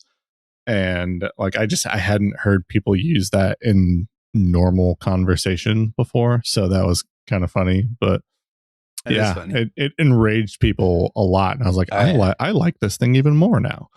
Yeah, anger sells on X specifically. It totally does. So. The algorithm is tuned to fuel just negativity, outrage. Yeah. It is incredible how much more effective it is at getting things onto people's screens. And the funny thing is, like, a large majority of these comments are coming from accounts that have like less than 100 followers. Oh yeah, bro. I'm like, how did all of these come out of the woodwork? Yeah. It's like not, all these anonymous accounts with no reach whatsoever are what blew it up. Which are probably bots. Most likely. Yeah. But then it's like, why are bots like outraging this post? Yeah. Like they just they follow an algorithm, right? Yeah. I get the bots on like GameStop and like stocks where like there's money at stake, but this is a fucking robot for a grill. Right. Yeah. Yeah, and it's like $130 to $150 now, but when my wife got it for me for my birthday, it was probably half that. But because social media influencers have blown this thing up, they're capitalizing on the popularity of it, and they've like doubled the price. So I don't know how much she paid for it, but she was like, yeah, I didn't pay anything near that. And so it's just kind of funny that like people are criticizing me and my masculinity over the fact that I'm not hand scraping my grill. Oh man! I'm like, oh my gosh, the things that we all have to sit around and debate is just, how dare you? It is. I know. The audacity that I have to use a birthday gift to scrape my grill. Yeah, that fucking algo got me on Friday. First thing, I was already fucking cranky too. It is. Yeah. Anyways, all right, let's take a break, guys. Let's take like a 5-minute break. Yeah, what's up? I got a little tinfoil to close this segment. Okay, go for it. Quick. Number one, if fiat currency basically dying is going to blow up the GME swap basket, who's a guy who constantly tweeted about inflation? Ryan Cohen. Yeah. Number two, Kitty has only posted an Uno card twice in his history. Cats playing poker. No. Oh yeah. Nope. No, that's not even counting. That was multiple, but yeah. Okay. I'm talking about the single Uno card. Just the image of just an Uno card. Okay, I got it. Yep. Yeah. So the first one was March 19th of 2021. Yep. That was red. And the second one was, as we all know, June 2nd, 2024. Polly made a comment, which I totally agree with, that this cycle appears to be moving about 2x the speed of the last one, maybe a little bit slower. Mm-hmm. Like if you just draw a line from the peak on May 14th that touches the top on May 28th, and then connect it down to 1770, which is the low after the squeeze on May 14th. That thing ends like half in half as many days as the bull flag from 21 to 24. Yeah. Now, here's an interesting thing. There were 1,171 days between the two Uno cards on March 19th and June 2nd. Yep. If you cut that in half, it's 585.5, rounded up to 586. Mm-hmm. Guess what day is 586 days after June 2nd, 2024? January 9th? January 9th, 2026. Yep. Holy shit. Yep. Oh, this motherfucker. Yeah. Yeah. And what, 420 Imagine if we got a Uno card that day. Yeah. Wild card, bitches. Oh, wild card would be nuts. Yeah, he talked. The week Yeah. before OpEx. Yep. The week before OpEx? Oh, man. Yeah. I mean, Like I said, if there is a kitty squeeze that happens, if he comes starting back, the Monday of OpEx in January, we're seeing a new all-time high on GameStop. That's fair. Let's go. It's just that the option chain will absolutely just go cause get obliterated. The delta hedging from the MMs to go insane. Mm-hmm. Nice. All right. Good stuff. All right. Probably won't happen because I just said it, but yeah, fuck. Gotta smoke. I'm not going to smoke tinfoil. I'm going to smoke hopium. Are you just because there's no tin. Are you just going to have an extended bleep for this entire section so that, so that we don't jinx ourselves? Yeah. That's what it is. All right. No, that's good. 118. Yeah. Okay. I like it. All right. Yeah, I do too. And it's the time of year. I'm trying not to get excited about 0109. I'm trying not to hype it up. We're not going to do that again. But it's going to bottom on 109. Right. Yeah. Honestly, exactly. I mean, that is kind of the ideal scenario, isn't it? I think that's what's going to happen. I think it's going to bottom on 109. Yeah. Yeah. My fractal has us bottoming on like Friday OPEX and shit, right on top of the gap, the kitty gap from May. So, that'll suck getting down there. That'll be an ugly 2 weeks if we get down to 1775 ish. But imagine being able to buy like 20 Cs when they're out of the money. Mm-hmm. Oh, at whatever IV's at 38 right now. Like, can you imagine like how bad IV will be once we start getting down there? We'll probably start picking up by then. But nice. Okay, we might set like a new low on IV. I mean, we got to be close. 35? We got to be close right now. Like, that would be entertaining. I think it was 38 on Friday. Yeah, that's got to be like right around the all-time low. Like at least 5-6 year low. Yeah. So okay, give me a minute, guys. We'll be back. Okay, we'll do this year in review. Time the market just because it's 20-30 year time horizon. You went you went there, Fitzy. That's funny. Swami's like, don't do it. It's not a question, but a lesson learned in time. It's something unpredictable, but in the end is right. I hope you had the time of your life.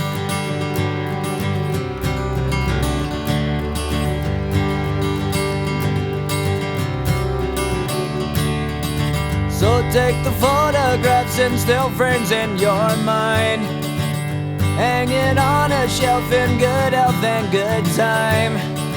Tattoos and memories and dead skin on trial. For what it's worth, it was worth all the while. It's something unpredictable, but in the end is right. I hope you had the time of your life.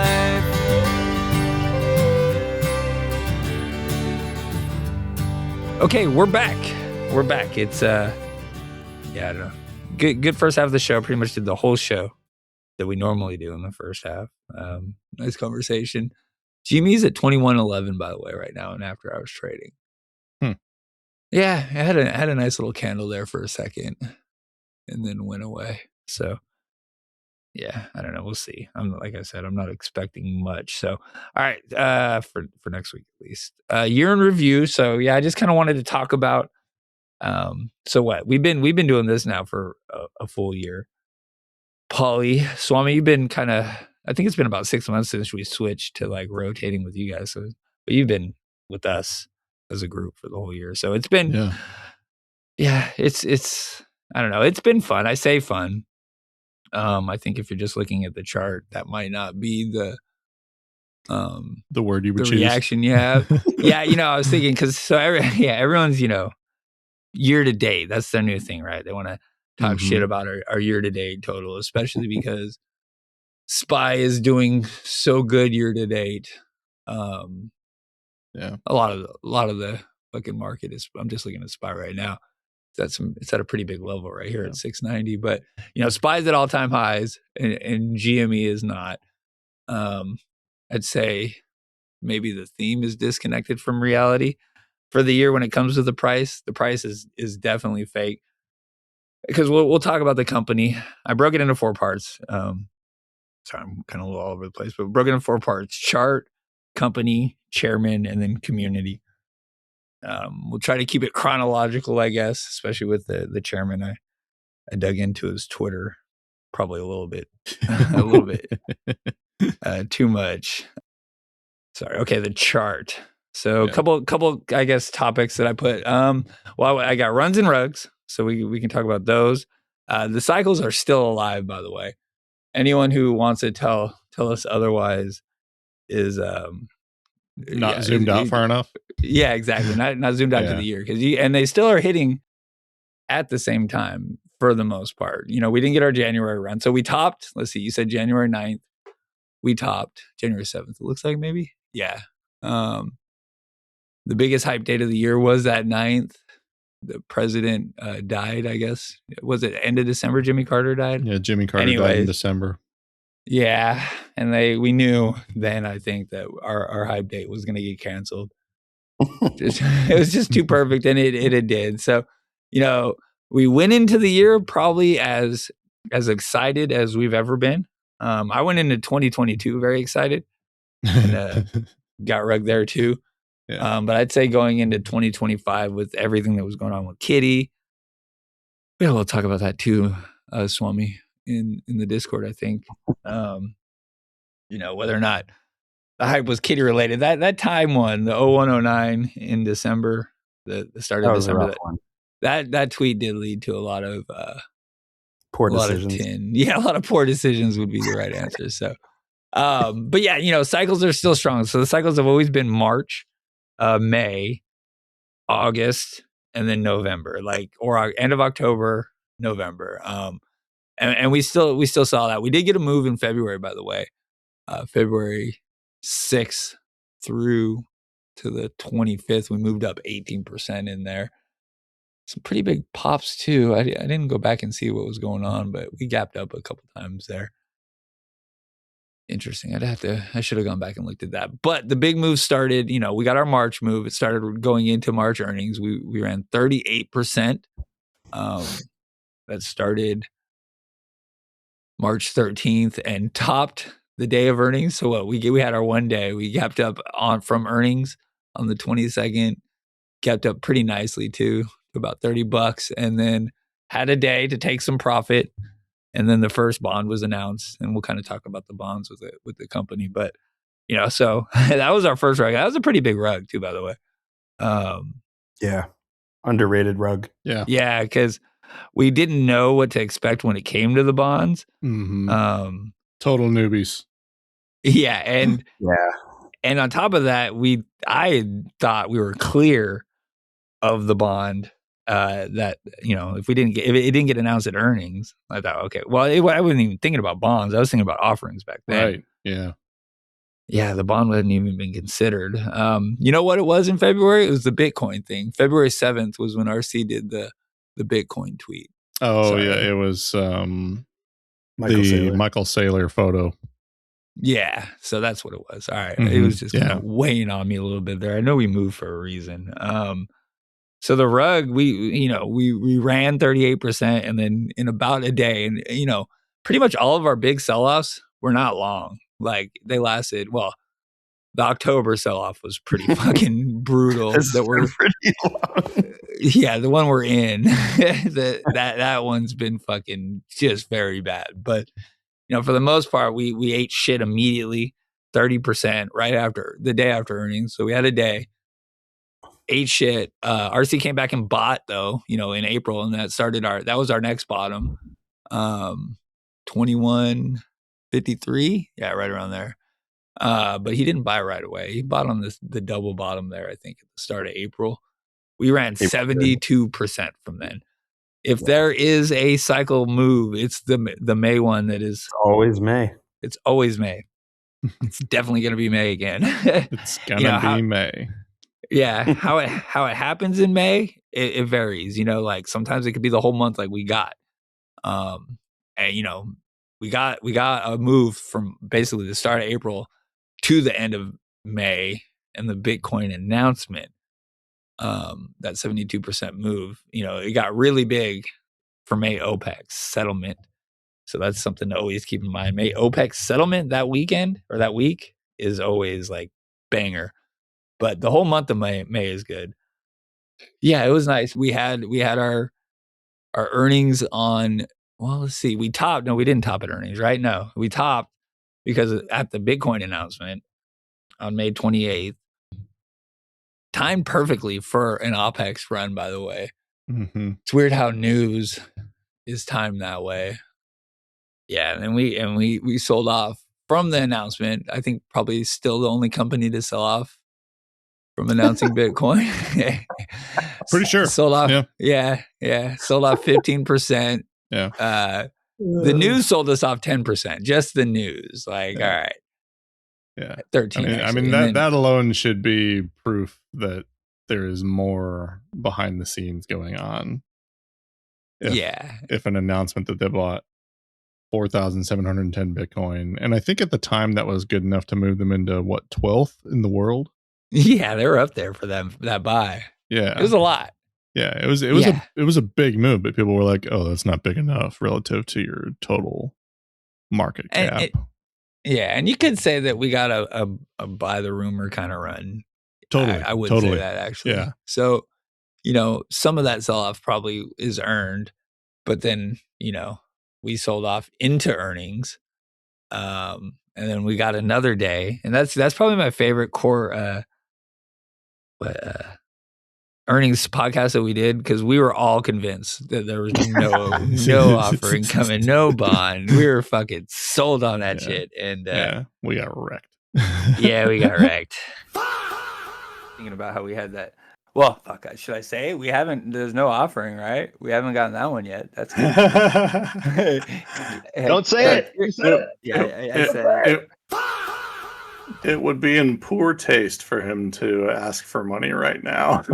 Yeah, especially because he hasn't spent it. So, but right. Well, they're flush. Yeah. They're flush with cash. I mean, they have so much cash in Bitcoin. I'm not so worried about that happening, and I don't think there's going to be any. I think if there were any bad news, they would have tried to convey it somehow in this earnings report. So I'm not expecting anything bad for shareholders. So yeah. If Ryan and Larry, who's a private market operator, if they're thinking about it in this way, if there's even a slight chance they are, I don't think we're going to see raises in this range. I saw someone say, because he has that loan against his shares, that it would put him at risk if he were to dilute it too hard. I don't know, whatever, but I'm going to lean into that because fuck it, I don't want no more dilution. I don't see a raise anytime soon unless something drastic changes. I don't know why they would do another bond raise when they haven't even exhausted the current one. So I'm not worried about. Yeah. I'm not worried about any dilutions. And in fact, it's probably a good thing if they do a dilution in the near future, because that means something changed drastically. Guy hanging himself with the toilet paper gif. Yeah, it's all right. Whatever. It's not like I had calls or anything.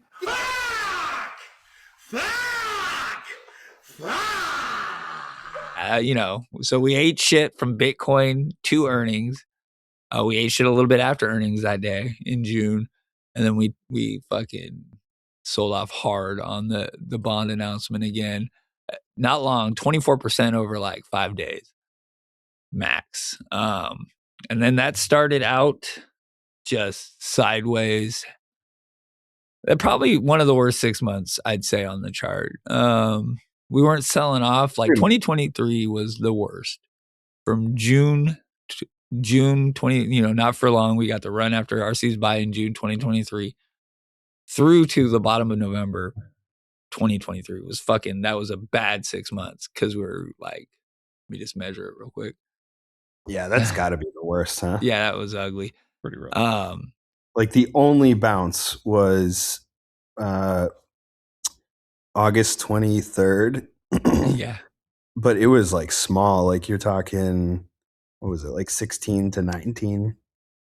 Yeah, it was bad. It was bad. And that November move was like very nice. Back then it raised morale a little bit. Kind of what we got 6 months of, well, I wouldn't say six, what? So from June, the very start of June through to earnings in September. So 3 months of just sideways, just trash. Just trash. It really was nothing. Like we topped the high of that whole period was 24.79. So we tickled 25 and then that was it. We had our earnings in September and we gapped up from that. But I'm trying to remember. Well, financials weren't like amazing. Oh no, Q2 was awesome, right? Yeah. Q2 earnings were really good. So we had a nice move. That was our next cycle move of 25% up. That carried us through. Oh, you know what else it was? It was the GMEWS. That the warrant dividend had been announced. Yeah, so we caught that bid, 25% move up from the announcement of the warrant dividend. Maybe a little smaller. From the announcement, it was like 20% through to the actual issuing of the warrants, and from that point on, I'm cool if we don't get no more warrants. Like I feel like the splitting of the chain, complicated, wasn't it? Oh man, it was complicated. That the hedging that seemed to have happened as a result of the warrants, and all the call selling that has gone on since then. I don't want to do it again, but we lost about 20% before we bottomed in October. Bear beware. Yeah, we caught a bid. That's the end of October is solid 10% this year, so not great. Our runs definitely vary, but again, something timed perfectly with an OPEC settlement quarter cycle kind of move for us. The White House tweeted then, and we moved up about 10%. Yeah, that was our fun for what, till the end of November. Let's see this sell off here. So our top from the White House tweet to the bottom, 27 bars. Well, how many days? No, sorry, 27 days. I'm on the hour chart. My bad. It's not helping. Oh, there you go. Yeah. I'm like, wait a minute. All right. 18%, 24 days of, we had 2 green days. I wouldn't even call them green. They were dojis. 1 green day. Yeah, it was fucking brutal. Like brutal. Yeah. 18% was bad. And then we caught a bid for what, Burry, I guess. Thanksgiving week was pretty nice. 20% move up following was that the Mario Kart tweet? Yeah, we'll look at that in a second. Yeah, and that kind of takes us to where we are. This is why it reminds me of like, so we were pretty excited for quarter 3 earnings in December. We'd been getting smoked for a good amount of time, like we had been in 2023, from actually December 2023 through to March earnings 2024. We were pretty fired up. and we got a little run, and then just proceeded to sell off again. That's kind of where it feels like we are to end things. So, if I'm looking at the year, I see us. I mean, we're in a falling wedge at this point. Kind of waiting for the lower lows to stop, right? Like maybe it happens with a double bottom. I don't know. We talked about that a little bit ago. Mm-hmm. But yeah, I don't know. What were we for the year? What are we on the year? Do you guys have that? Let's see. We're down 32%. 32% on the year. Yeah. Yeah, and a lot of people were buying calls at that high. I'm sure of it. I know I was at the start of the year. So, well, maybe not the start, but yeah, not a lot of money to be made on the option chain at all. I think we all made some money on that Bitcoin move up. If you're playing calls in May, but that rug that followed it from the announcement, I think caught a lot of us off guard. I know it did me. Right. Yeah. Yeah. Sell the open, I guess, is what I'd say if you are playing calls for damn sure. Sell the rumor. Yeah, sell the rumor. So yeah, I don't know. I mean, I'll move on to company because I think the chart is the bad part of everything that we went through this year. Isn't it so ironic though that it's always the dippiest before it's the rippiest. I was reflecting on the year and looking at, even my shares being down on the year, and it's it makes you feel shitty. And I was also a little grumpy this past week, but this is how it works. This is this is the Wyckoff model. This is the capitulation is about to happen. Everybody feels shitty. It makes people do their final sell because they give up. And that is right when things turn around. Yep. Right when they shake out all the paper it sucks hands. right now, but the next podcast that I'm on in 4 weeks, we could be in a completely a total 180. Yeah. Just fucking bumping. Very possible. Hyped. Yeah. Just gotta wait and see. A couple things that I also wanted to mention. A very Zen master of you. Now, the Zen master says, "We'll see." We'll see. We got a bunch of new fucking. So I have a section on my chart for GME. Going into the year, we had GME on there, and I think Bitcoin. No, SPY. I kept SPY on there as well.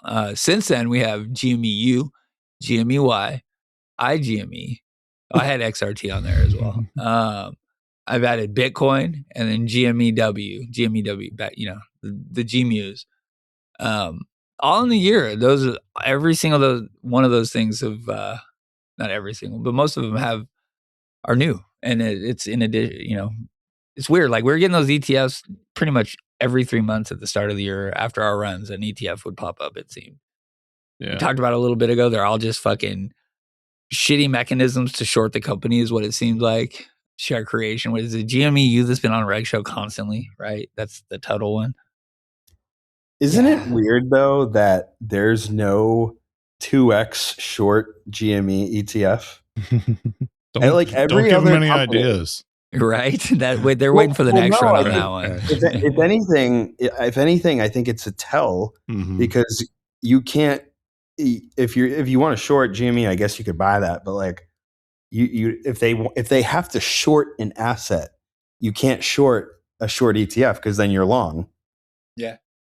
But GME is the only company. I'm sure there's some, but all the other companies I can think of that have these levered ETFs have both sides of it, long and short, and GME doesn't, which is super ironic. Yeah. You think about it. Kind of funny. Of all the companies, GameStop does not have a 2x short ETF. Yeah. But someone's working on a 5x ETF. Yeah, they are. It's long fucking, there's some ETF. shit. Yeah. Leverage. There is so much leverage in the market. Are those coming out now? I remember seeing they're supposed to come out around Christmas. Yeah, it should be soon. Yeah, the list of 5x ETFs was really long. Oh my God. I haven't followed up to see when they're launching, but it is probably going to be soon. Like, I mean, what the fuck? It's just stupid to me. Like, Jesus Christ, what are we doing? Oh, yeah. I mean, that thing's going to get like split to hell like every other week for most stocks. Like, that's so like if you catch a bad month and you're in a 5x yeah, ETF, it's going to get reverse split very quickly. Yeah. But I will say, if they come out with a 5x GME ETF, if you catch the bottom on that, I mean, you don't even have to buy options. Right. Like, right. Think of I think GME went up like 700-800% in May from the bottom. Mm-hmm. If you have an 800% move on a 5x ETF, that's a 40x. And that's not taking into account any compounding. Right. Yeah, it's nuts. Yeah, that's a 40x move. Yeah. Yeah. You know, the move will be like, I wouldn't even say it. Someone came in and I sold all my GME because I got smoked on calls. So now I'm gonna buy the 5x GME, whatever the fuck it is, to catch up. Just don't. Anyways. All right. Yeah. I had it. Where is it? 2.42 billion volume on the year for GME this year. Pretty impressive. Yeah, it kind of is. All things considered. Yeah, 4.72 billion in 2024, by the way, and about 3 billion of that came in a month when Kitty showed up. So right, yeah, a lot of volume back in 24. Yeah, it is pretty good. Yeah, you know, 2023 though, 1.17 billion. Yeah, in 2023. Yeah. Yeah, that was the low in a long time. Yeah. And in 2021 it was 14.45 billion. Yeah. But you know, look at that volume. but I mean, if you're looking at that pattern, you know, like you do want to generally see volume building up on green years, and you want to see lower volume on red years. Or just you know, not even just a year, just on a period. If you have a downtrend on low volume, that is a good sign in general. So, you know, if the volume were dwarfing everything else on a red year, then yeah, you'd have major concerns, right? Yeah. But to see volume get cut basically in half year over year on a 30% drawdown, that's encouraging. Yeah. And is over double what 2023 was. Exactly. Yeah.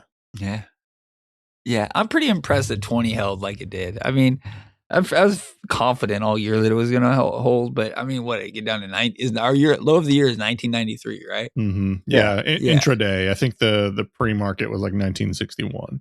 Yeah. But yeah, that's not. That's pretty good. I mean, that's very solid support there, and we may yet still see that price again before the powder keg blows. Yeah, but you know, I thought that those prices were long gone. I really didn't think that we were going to go back to those levels. Bro, but you and me both.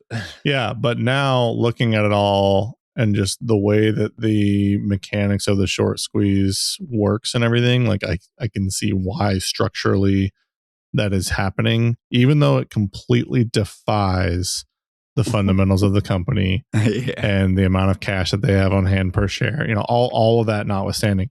So yeah, I mean, I'm okay with being wrong. That doesn't bother me.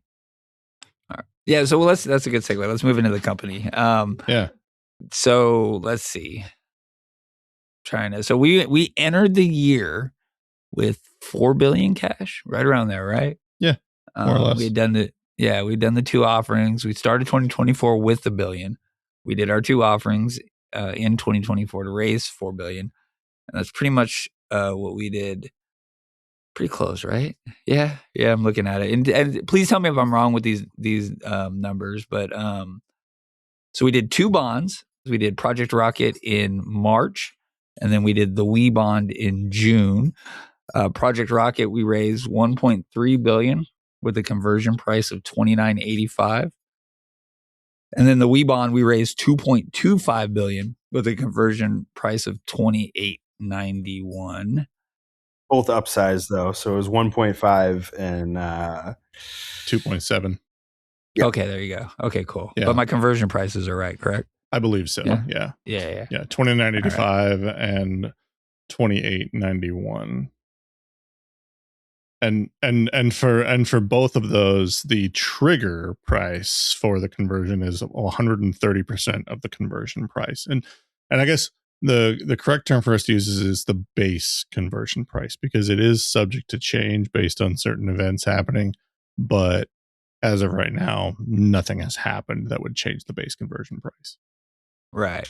And so both bonds could be cash or shares. The cash we raised in 2024 made that a possibility, by the way. Yeah.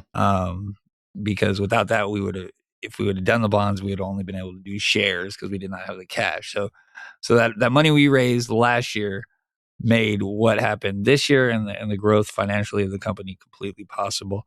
Let's see, we bought Bitcoin. The company bought Bitcoin in May, 4,710 Bitcoin for 500 million, like exactly, right? What is that's crazy, by the way. Like with a fill price of about 109,000, is that right? What was our average? It was lower than that one. I can tell you the exact number. It was 106, 157 and 11 cents. Yeah. I have it as a line on my Bitcoin chart. That would have been pretty funny if they'd gotten it for 109. 500, 5 is a big kitty number, and then 4,710. Yeah. Which almost tells me that this was probably just one of those things where they said, okay, we're going to set aside $500 million to buy Bitcoin, and I want exactly 4,710 of it. So we're just going to wait for that price. Yeah, exactly. Ooh, yeah, maybe. Yeah. Just the way that those numbers worked out, that seems like the likely scenario. Yeah. So Project Rocket the money was raised for Bitcoin. And he used only a third of that. So that's just, I would point that out. I said it last week. I'm not sure he ever I think he wanted the bond and the Bitcoin. I don't know. I could be wrong. I don't know. I still kind of feel like he did that to make progress on something because we had all this money, but whatever, we'll see. 500 million. I think, especially with the way it's played out, I think that he used Bitcoin to raise that money. Yeah. I mean, clearly, like the intent was not to buy all Bitcoin. All right. Yeah. So, we raised money through bonds, and then we got our warrants as well. What did anyone remember what it was we raised so far? Someone had it on the. Oh, it was like 4,000 of them had sold somewhere around there. So like 130K or something. Yeah, more or less 130,000. So so we were issued. It's been a while. I should have put this one. I think it was like 59 million GMEWS in October. It split our option chain, which maybe has led to shenanigans on the chart, but we all got issued warrants. That was exciting. That was another way to raise money for the shareholders and bondholders got issued warrants. Correct. Yeah. To be determined on like strategy of all that and what the outcome's going to be. I do now think that if we get issued warrants again, it's not gonna. There's too much hedging. I seem to have to go on with all of this shit. Right? Hedge funds are going to hedge, and that's Larry said that. Yeah, Larry said that, and it was proven correct. And every time something is bullish like this, we raise money, we sell bonds, we do warrants, we give warrants. There's going to be some hedging. So, but that's like another 1.3 billion. What was the 1.9? 1.9. Thank you. That could be raised at $32. That's the conversion price for the warrants that they gave us. So, a couple different ways for them to raise money throughout the year to keep building on what they were building on in 2024 when it comes to cash, what the plan is. We're not, fully clued in. I mean, we got some interviews, and that's kind of in the chairman part. We can talk about that. But we maybe got a bit of forward guidance from him on what the company might be doing with this money, which was waiting for an opportunity. So yeah, not crazy guidance or anything like that, but more than we'd seen. We'll cover that in a second. But also like pretty like common sense. Like yeah. Like don't just I really blazing. I really liked how he described it in the TBPN interview, which is that he is looking at this as risk adjusted returns, Mm-hmm. because like GameStop is not under time pressure to deploy the capital like a fund, because we don't get management fees. Right. So what he is looking for is a fat pitch, as Larry said, about a baseball game, but he was definitely talking about this, which makes total sense, right? Because if GameStop makes any major misstep, it could extend the time that we are trapped in this shorting regime. Oh yeah, like any reason. And so he's just going to wait it out until either they have to get us out anyway, which I think might be happening, or he finds a opportunity to deploy the capital, which hits his criteria, which is very little to no downside and asymmetric upside. And if he finds one of those things, then it gets us out of the box anyway. Yeah. Oh yeah. Yeah, I mean, you saw what happened when we announced Bitcoin. Like we just talked about it. Like, yeah, he fumbled it. He fumbled it. He didn't buy enough at the top. yeah. Now it's he shouldn't have bought it at all. I guess, right? Yep. Bitcoin's at 90,000. Well, it hasn't gone down to 74K, so he still fumbled it. It's still fumbled. He could have bought it for 74K when the global financial system was seizing up because of credit freezes during the tariffs. Right. Yeah. No, it's always a fumble, no matter what, when it comes to this shit. So, okay. We raised money. The company got stronger there. Company got stronger on its balance sheet as well. So I just kind of took the last 4 quarters that we, Q4 through Q3, revenue wise, 1.4 billion for Q4 versus expected 1.4 billion, actual 1.2.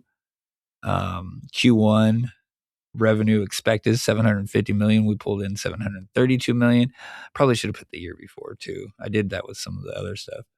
Q2 900 million was expected. We brought in 972. So Q2 was a banger quarter. That was the Switch, the Switch 2 coming out, and just it was strong. Q3 that led to like high hopes for Q3 that we just had here in December. Expected revenue of 987 million. Actual revenue of 821 million. I feel like that expected might be higher than it was. We got smoked regardless when it came to revenue. I'm sure we're gonna find out in March that one of the big themes of the year was store closures. Yeah. Which when that settles down, the revenue I think will actually bottom. Throughout the year we did close a lot of stores. I had it last time. I think we could probably say we did over 1,200 store closures. That might be a little high, and we still might have more in store for this coming year, especially when you take into account Europe. We got rid of Canada. Mm-hmm. We sold Italy in 2024 though. I think, right? That was when the Germany. I think that's right. All right, EPS wise, we succeeded. Where we did not succeed when it came to revenue, we definitely exceeded expectations with EPS. Quarter 4, 0.08 expected, which is fucking wild. We turned into 0.30 EPS, 0.08 for Q1. We turned in 0.17. Q2 0.19. We turned in 0.25, and Q3 0.20. We turned in 0.24. So every quarter just beat expectations on earnings, net income, and other just big wins. So I have 2025 versus 2024 for this, and just lost it. All right. Net income Q4 2025 was we turned in 131 million net income. Q4 this year that we just had. The year before was 63 million. Q1, 44 million net income this year. Year prior, negative 32 million. Q2, we turned in 168 million net income. Fucking wow. 15 million the year prior. So just massive, massive numbers. And then the top Q3 of all time, 77 million, with about $40 million in there coming off for the warrants that we got versus 17.4 the year prior. So that's 6 quarters in a row of net profit. Yeah. Despite closing stores, revenue collapsing is the narrative that people want to push, but 6 profitable quarters in a row. Yeah. Yeah. And trailing 12-month free cash flow, $568 million. Yeah. More than the amount of Bitcoin that we own. Yeah. So we're making money too. Like we're making money. We're raising money, and we're just doing good when it comes to actually running the fucking company. The shit that RC really can't control. Building revenue is a big, criticism, I guess. One thing that we did grow throughout the year, we added power packs as a company. Yeah. Our partnership with PSA grew significantly. Our market share, our share of collectibles grew as we're shifting towards collectibles more and more as the year goes. That's evident in our numbers. So, we're seeing a shift when it comes to ways we can bring in revenue. We're trying some different things out. The power pack's still in beta. It's been in beta for a little bit now. So maybe we'll see that come out. Yeah, since the very end of July. Yeah. So I know all kinds of weird stuff when it comes to that. Like when it comes to like who's running power packs, like it's its own different company and it's ran by PSA. So, more to come when it comes to that being a revenue source for us because we're not sure exactly how it's bringing us revenue or where it's being marked off. But yeah, overall, if you're looking at the company, the money that we raise in 2024 absolutely is helping make 2025 a successful year financially for the company. We wouldn't have that net income if we didn't have the money that we were invest. So, we gave ourselves a lot of leeway in 2024 to really try to make the company stronger. We still held 20, which is amazing in my opinion, based on how they've been, price is fake and everything. But yeah, I don't know. I feel good. I feel great about where the company is headed, how it's being ran. Everything that's going on with the company is amazing. It's just disconnected from reality on the chart. So I'm gonna move on to chairman in a second, but what do you guys got? Anything with the company? I think all that was really good. I'm very pleased with the company's trend just overall in terms of how they're being run financially, operationally, generally a lot of things to be very, very happy about. I will say on a personal note, and obviously many of us have more intersections with GameStop as well as PSA than the average person. So that increases the chances of things going wrong when you do that. I will say, just as a note, I think that they still have some things to figure out as far as that goes in terms of when expectations aren't met and how that is handled. I'm not real pleased with customer service, like the people who run customer service. I think that is mostly an outsourced thing, and I understand that is one way to keep costs down, but I would like to see a better compromise there, just because anecdotally speaking, I've been on the wrong end of that. And as a shareholder who also shops at the company, I want to see an appropriate balance between managing the cost, but also delivering on the mission to delight customers. So while I will say, like, I have net positive experiences, I just also recognize the fact that because I shop at GameStop a lot, it raises the probability of me having a negative experience. And most of the time they deliver very well, but I'm only mentioning this as a note just because, like, it's not all completely rainbows and sunshine all the time, right? But I also think that, and I think we've talked about this with especially Aaron on the show, just the fact that I think that when those deficiencies happen, they only happen because the right people aren't aware of them. And that's something that maybe we can work on in terms of awareness for middle to upper management, is to just make them more aware of things sooner so that holes in the operation can be addressed in a timely manner. That's really the only thing I have on my wish list for the company, is that they can address things when they don't go right more quickly, more efficiently. But most of the time, things do go right. Yes. And I think when they do have something that's deficient, they like, once, you know, the right person is made aware, they like quickly move to fix it. Absolutely. And, I mean, you know, say what you will about the tweets and stuff, but like you see that from Ryan Cohen, literally, multiple times, like at least once or twice a year, he like sees somebody complaining and responds directly and is like, please send me a DM, we'll fix it. Right. Yeah. And I love to see that. Yeah. And it's one of those difficult things too, because it's like, okay, we're talking about an enterprise class business, and you obviously can't take that approach with every little thing that goes wrong. Right. But I'd love to see from the top, which is good. Exactly. Yeah. And so like when he does see something go wrong, or, you know, like, let's just take the example of the kid who he got an e-bike for because he was walking into work at GameStop. You know, like that wasn't necessarily a problem with GameStop's business model or anything. He saw someone who needed a little bit of a leg up, and he made something happen. And I think just in general, if there's a better filtering mechanism in place for information to flow to the top when things don't quite go the way that they should, I think that we will see more meaningful change more frequently. And, you know, when the right people find out about things, it gets fixed quickly.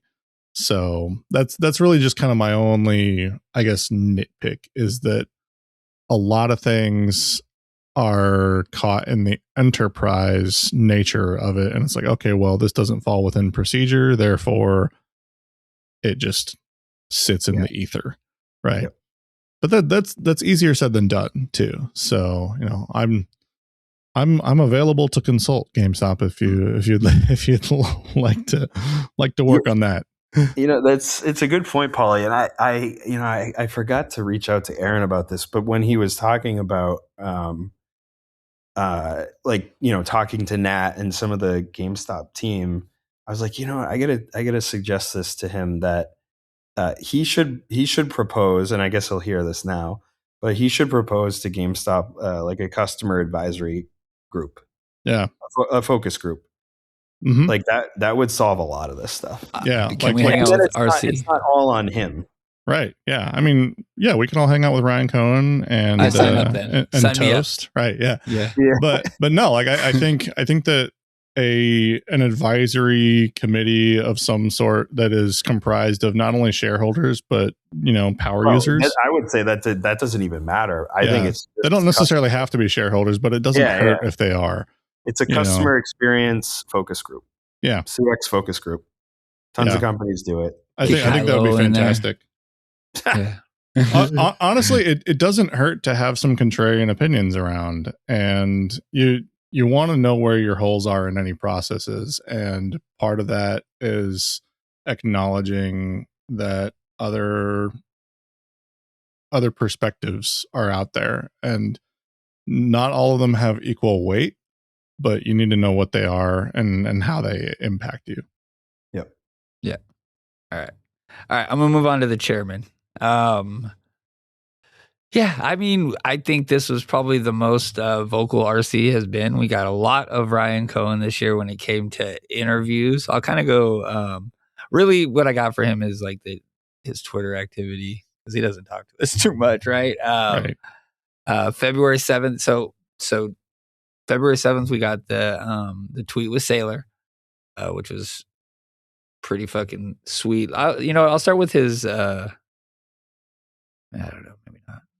I'm trying to think because I got his top 5 tweets. I'll do that. Fuck it. Okay. I can't wait for my $10,000 made in the USA iPhone is his number 1 tweet of the year, by the way. That wasn't. Oh, was it this year? My gosh, Maybe. yeah, it was. It was. Yeah, but it was deleted, wasn't it?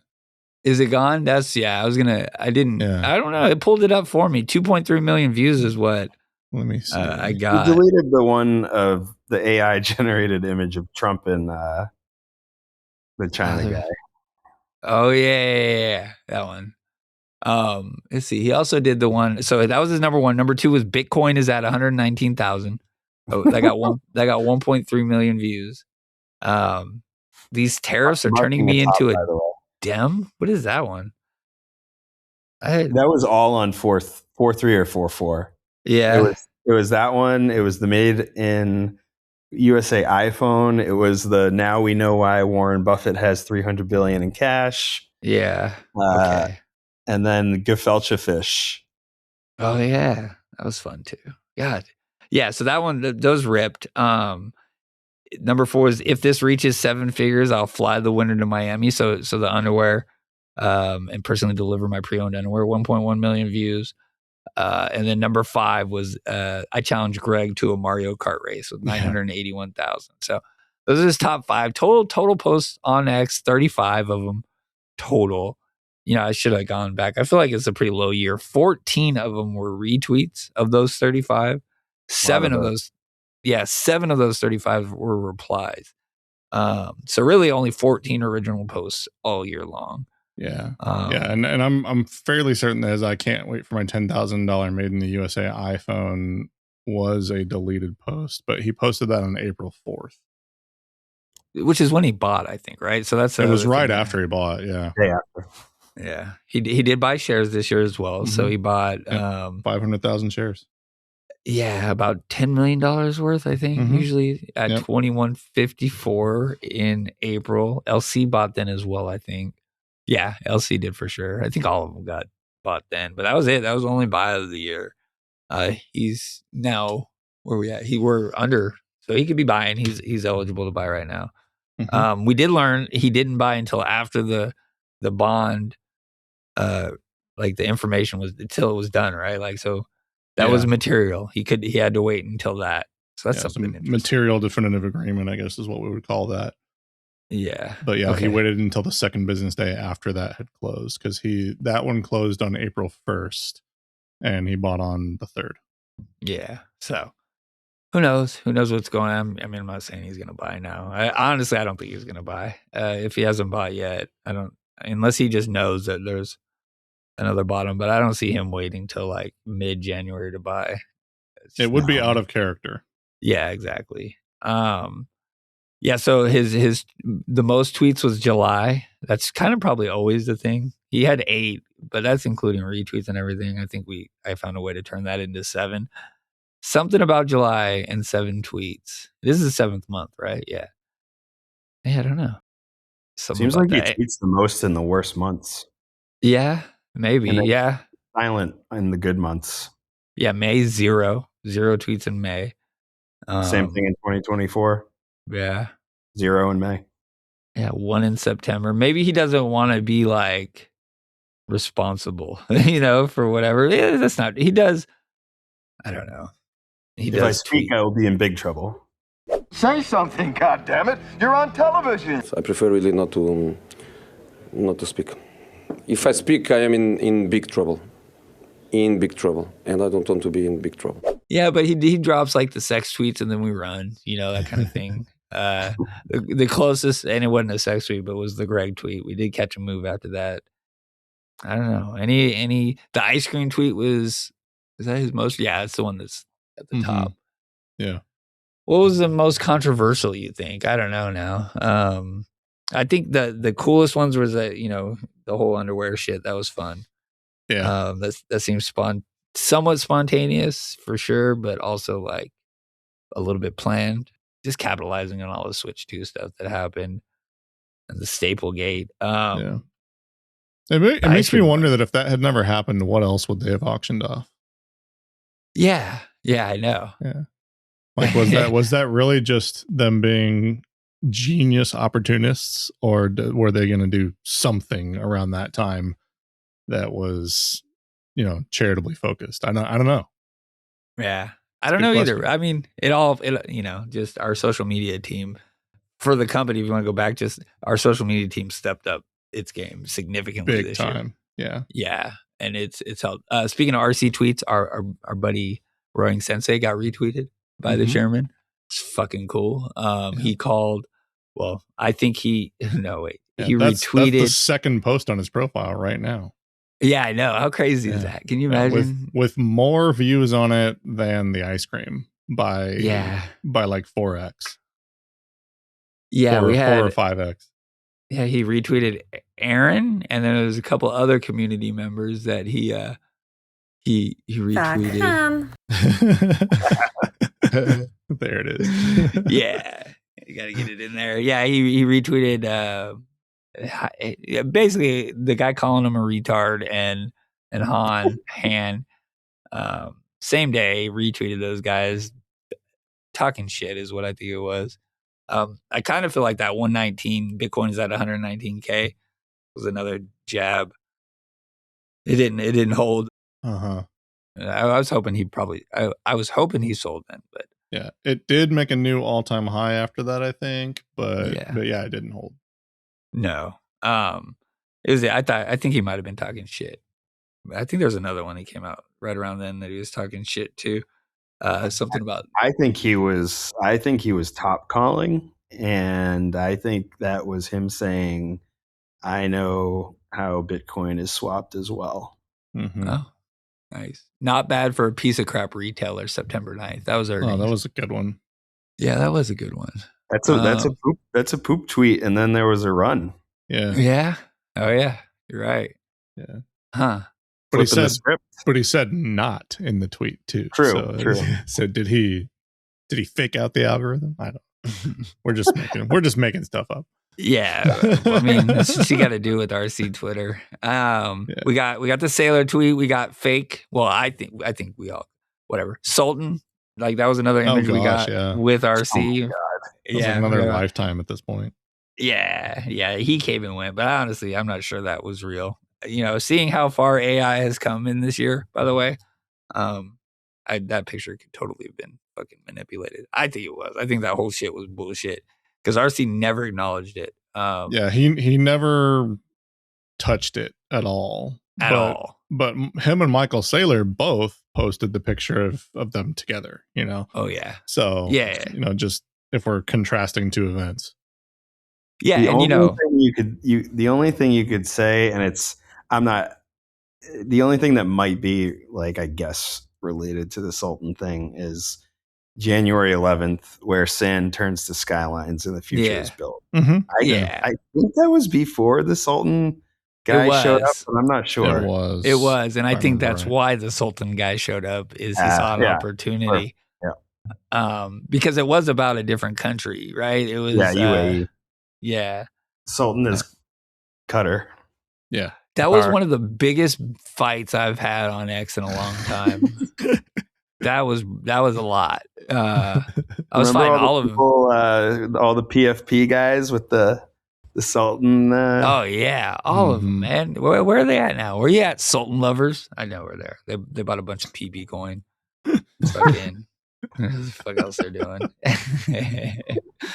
Yeah, that shit was rough, man. I went into that fight all excited, and then by like the third day of just battling crazy butterflies, I was over that shit. If there's a theme, RC has been criticized for being cryptic. They want to talk shit about his ice cream cone tweet, which is, I think, ridiculous. The most recent one. Like, come on, guys. Like, you're gonna whatever. Why is he tweeting ice cream cones if we're gonna sell off? What the fuck? I don't know. Why ice cream cones? I understand the tinfoil around ice cream cones, but if you're seeing a tweet like that and being pissed that we're not running, you got other problems. But he was very forward with us, talking about Sailor. We got a hint that we were gonna get Bitcoin all the way in February. And then we had the bond after that. We even got a hint from Toast, by the way, about Bitcoin. So, he was pretty straightforward. We all were expecting Bitcoin, and we got Bitcoin. And then we got an interview. That was crazy, right? Was that the first one? Yeah. May 28th was the Bitcoin interview. Yeah, the Bitcoin conference interview. Yeah. That's when we topped. That's when the interview was the same day that they released a press release confirming that they had purchased Bitcoin. Yeah, and someone leaked it, right, Swami? Who it's the fucking guy, I think it was Dave Bailey. Yeah, and he used some of our people, I think, to do it. Not our people, but I don't know if there are people. Yeah. I'm with you on that one. But yeah, he used people, whatever, that have an into the community to get the word out, and kind of cause a sell the news event. Could have caused a run too, again, I'm sure. I think that was just the cover story, man. I think that there was significant volume in those like 4 or 5 days. Like, like 30, 40 million. That looked like forced settlement. Yeah, exactly. Sure. I think, here's what I think. I think that it was swap related, and specifically, I think that there was probably a short swap opened on May 28th, because what nobody talks about with the swaps is you don't open a new short swap when GME is at $20. Right. At this point, that's idiotic. That's not going to pay. What you do is you pump the stock up to $35, and then you open or roll your swap. Yes. Because the chances of a short swap being profitable when the reference price, the open price, is 35 is much higher. So I think that's what it was. And you can, I'm sure these fuckers can line this stuff up where they might have been closing one, and the volume from that causes the price to go up, and then they open a new short swap with probably another counterparty. Yeah, May would have been the time for them to open one to where them closing it would fall again. I agree with you. And this explains why you're constantly seeing like the exact opposite price points between years. I bet a short swap was opened on fucking 1.7 or 109 last year. And guess what? We're going to be bottoming right there, because that's where they get their profit pay. Yeah. It's a year later. Yeah. Yeah, it's big. It's big money. Yeah. Also, with RC's tweets, for the people that are bitching and stuff about ice cream, if you want to look into the tweets and like say that he is communicating, at least do your homework, because almost never has he tweeted something and then immediately there's a move. Yeah, never. I mean, some of the sex tweets, some of like the next day. Sometimes it's like a month. Yeah, exactly. Like sometimes, because he doesn't know exactly, is my theory on that. He has an idea, but he doesn't control the actual fucking price, So yeah, I agree with that. So we got a lot of interviews this year, by the way, guys. Like talking about communication from the chairman. It was almost like we were getting complete 180. Yeah, I know. Big time. So we got the one in May, and then when the Staplegate thing happened and he started talking about his underwear, he did 2 interviews on July 15th, one with CNBC, and it was like a tale of 2 RCs. That was probably my favorite too. The TBPN one was just really good. But him coming longest interview to date. Yeah, it was good. Like him going on with CNBC in the morning on July 15th versus him going on in the afternoon with Charles Payne was like night and day. GameStop stapler that damaged a Nintendo Switch, starting what has been dubbed the Staplegate, has now hit the auction block, and for a good cause. This morning we are talking to GameStop CEO Ryan Cohen, who's a little bit behind some of this. Ryan, snicker right before he goes to him. What is going? I have about 1 million questions about what's going on with GameStop and your investments and everything else. But let's start with the stapler. It's up to what, $250,000 right now? Yes. Whether it will advance the price or not, I'm not sure. We'll see. And just so we're clear, is this you said a trip to Is a trip to Miami, or they got to pick it up in Miami where you live? I will fly them to Miami, and McDonald's is on me. And McDonald's, how much stuff can they get at McDonald's? Whatever they want. Wow. I mean, that. Wow. I could order a lot at McDonald's. I don't know if I could get up to the price, though. And it was great. He went in there. It felt like just to shit on CNBC, or, not shit on him. They have an agenda, so he had an agenda going in. It seemed like fuck them because they're But Charles Payne has been supporter of the movement, supporter of retail, supporter of GameStop. So he went into that one, and it was just wide open. Great interview, great listen. It's all about where we're going as a nation. We are moving at the speed of light, And there's a lot of companies and a lot of people are part of that. In fact, I wanted to share a story. Last month, and I'm sure most of you have heard this, right? During the frenzy of the midnight release of the much anticipated Nintendo Switch 2, employees over at the Staten Island GameStop punctured holes in both the cardboard, the packaging, and the screens of the GameStop, right? As they were stapling on the receipts. This instantly became sort of a hot topic on social media.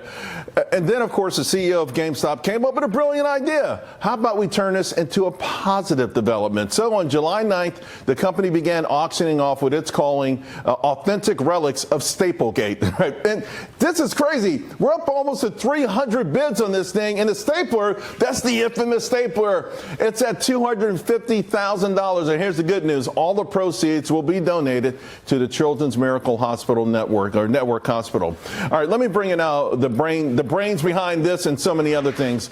GameStop Chairman and CEO Ryan Cohen.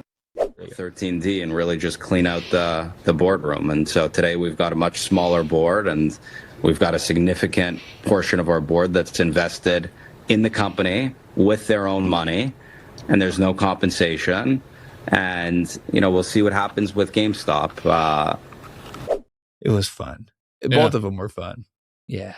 We got a couple shows of these interviews. If you want to go back and look through our catalog of episodes, we've detailed these interviews significantly, so you can if you want to go back and listen. But I'll try to add some.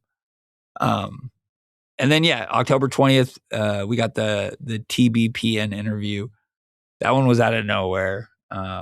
Who he interviewed with was out of nowhere. That whole situation was kind of like crazy. The interview, he went into fucking AI and all kinds of shit, in that interview, and it was awesome. So. You take a $0 salary, you have billions of dollars of cash on hand. How do you plan to allocate it over the next 2 to 3 years? I don't want to go too long term. There's we don't have a gun to our head, so it needs to be a situation where the downside is limited and the upside is really high. And that's a different calculus than the world of private equity or venture capital or any money managers where they're incentivized to deploy capital because they get management fees. In this case, a fancy way of saying is it's risk adjusted. And I don't want to lose money, and I want a situation where there's a good chance of making money and a really low chance of losing money. So it needs to be a pitch that is pretty much down the middle. Does that mean you're waiting? You're waiting for a crash?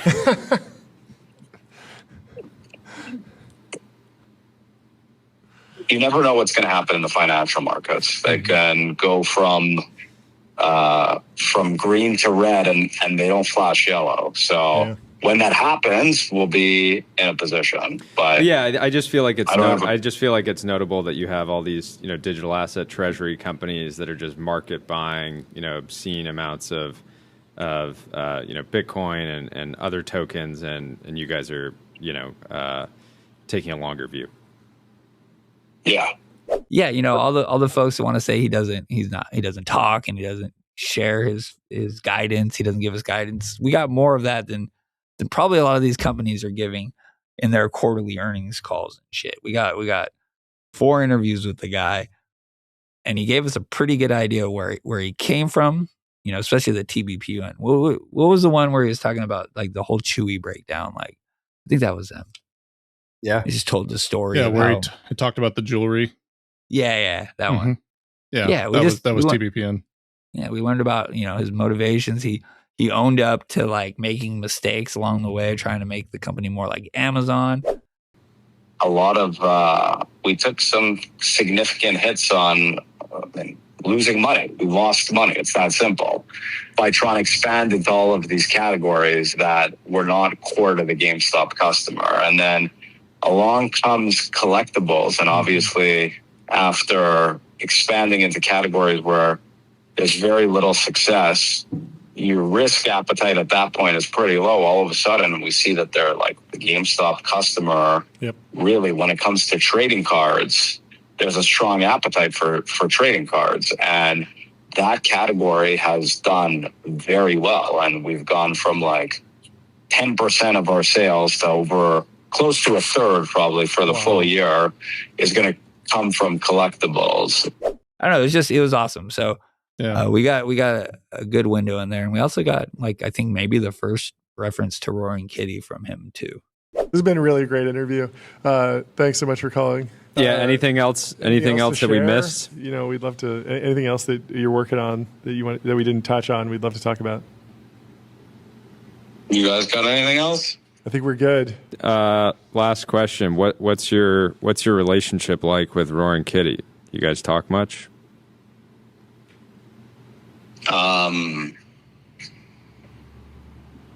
Ask him. Okay. Yeah, we'd love to have him on the show. Maybe we'll get him on the show. That'd be a lot of fun. He's we're pretty new to the live streaming thing. I always enjoy talking to people who operate in the same medium, and so I'm sure we'll have a good conversation. Yeah, we don't want day traders. We want. Yeah. I'll have a conversation with him if he's focused on decades and centuries, not on making a quick buck. Yeah, that makes a ton of sense. I like it. Well, yeah. Well, we're rooting for you for the next decade, for the next century, for the next millennia. Thank you so much for coming on the show. This was fantastic. Yeah, definitely the first explicit one. Mm-hmm. Yeah. Pretty straightforward. So, well, it was. He said, "Ask him." I'll add that here too. So, I don't know. It was a good year, I think, when it comes to like, for sure what he did with the company. I think he's done an amazing job there. I think we're in an amazing position going forward. And then I think the way he's been dealing with us has been strong compared to previous years. you gotta, it's a curve when it comes to RC. But I mean, I can't blame the guy when everything that he says is shorted, basically. Like, what the fuck? Like, why would he come out and announce every single time that he did an interview this year, a price declined afterwards. Oh, yeah. Every single time. Yeah. And people complained about the content while I'm listening to it, like eating all of it up. I'm like, man, I'm learning so much about him right now. Yeah. And everyone's just like, oh, he's, how dare he talk about Call of Duty negatively? He sells that game. Right. And he doesn't know what a Labubu is. Funny. Well, I still don't know what a Labubu is, for the record.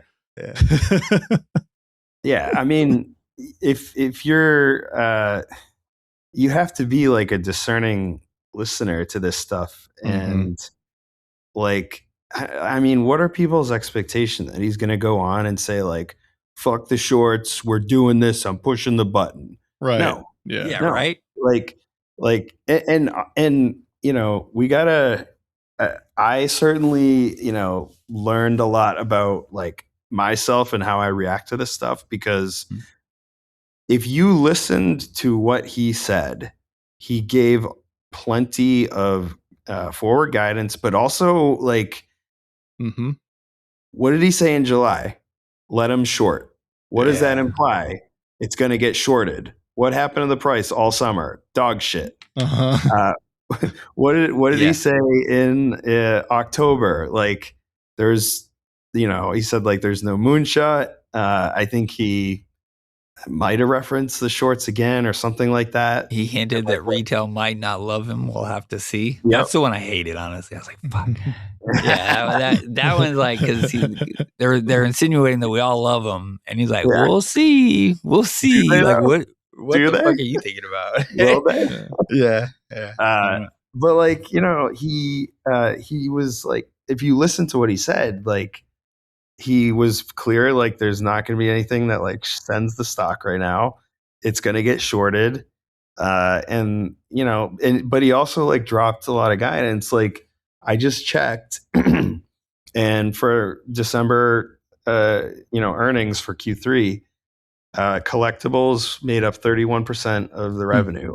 Guess what he said on TVPN? We're probably going to close the year at 30% of revenue coming from collectibles.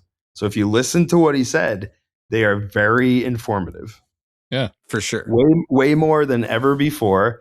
And, you know, I think it's kind of funny too, because I think he was constantly trolling Roaring Kitty during most of the interviews with like either subtle references or just straight up trolling, which again is clearly in good fun.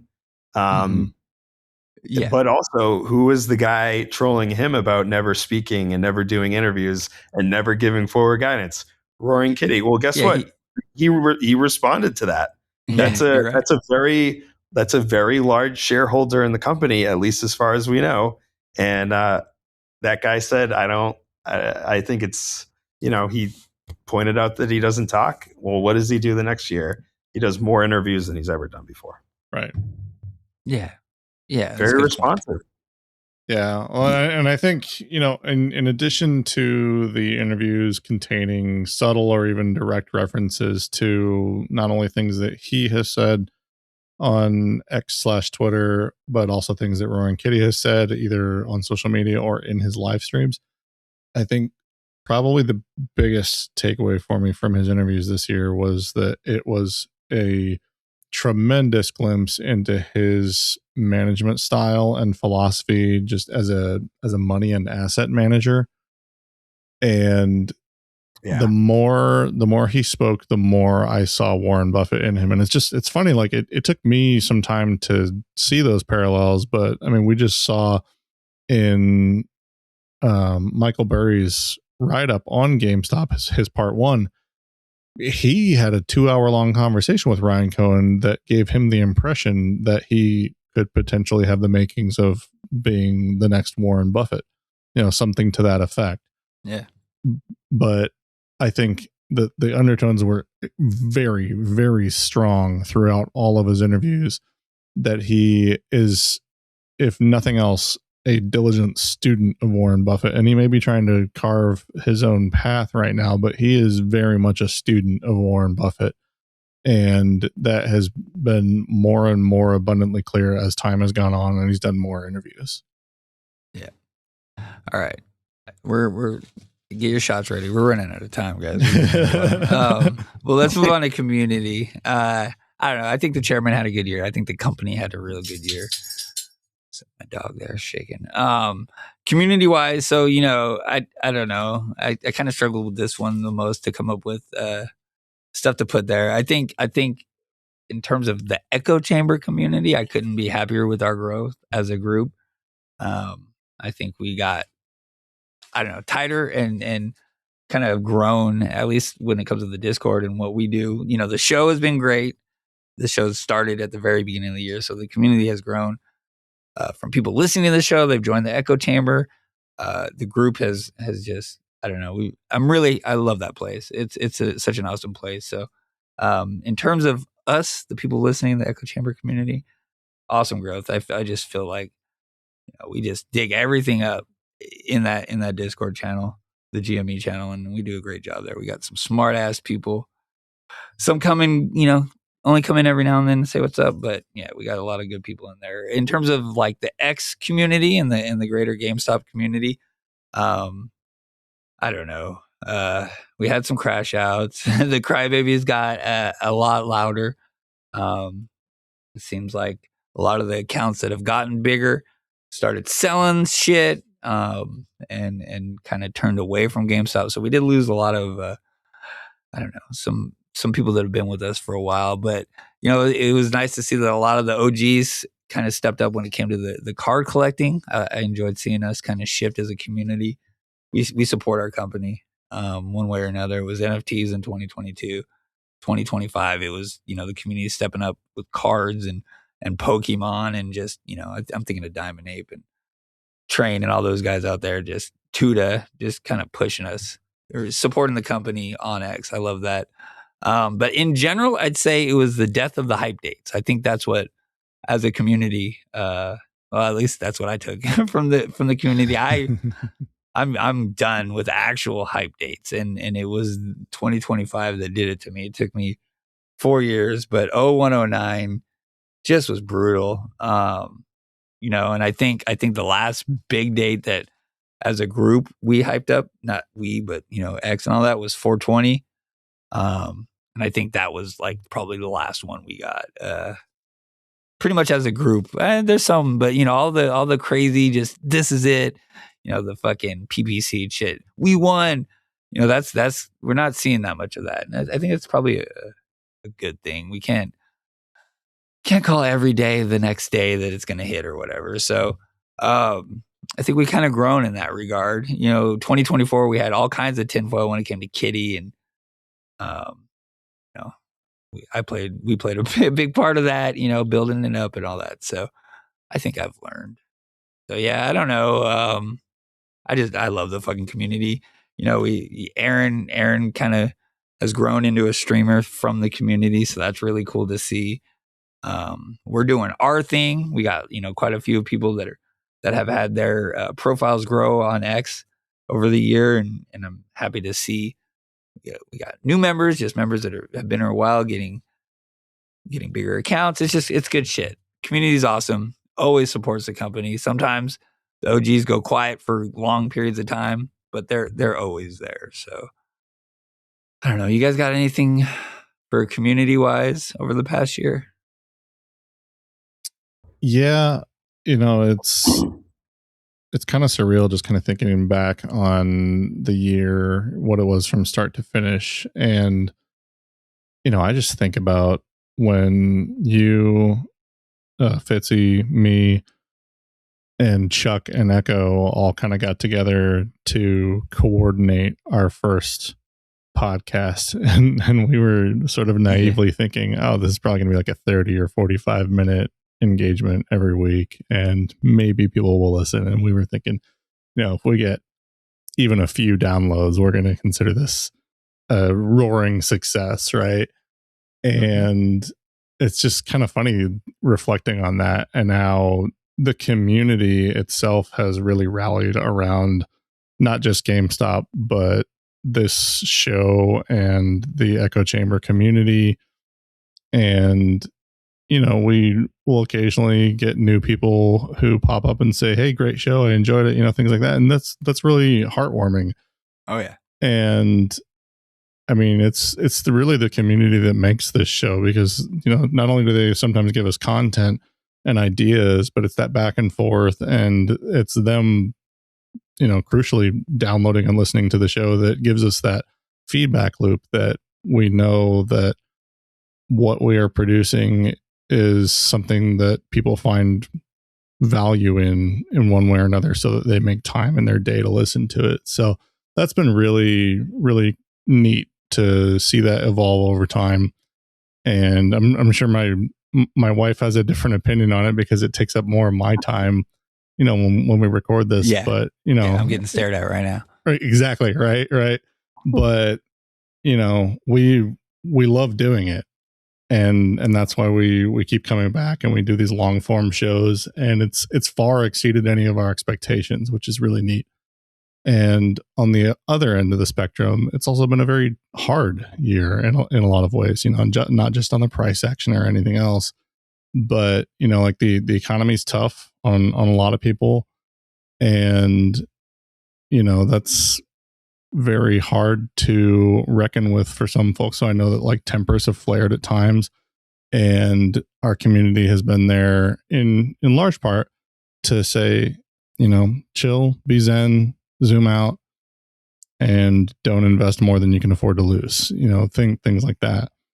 And on a personal note, obviously, my family lost 2 of our dogs this year.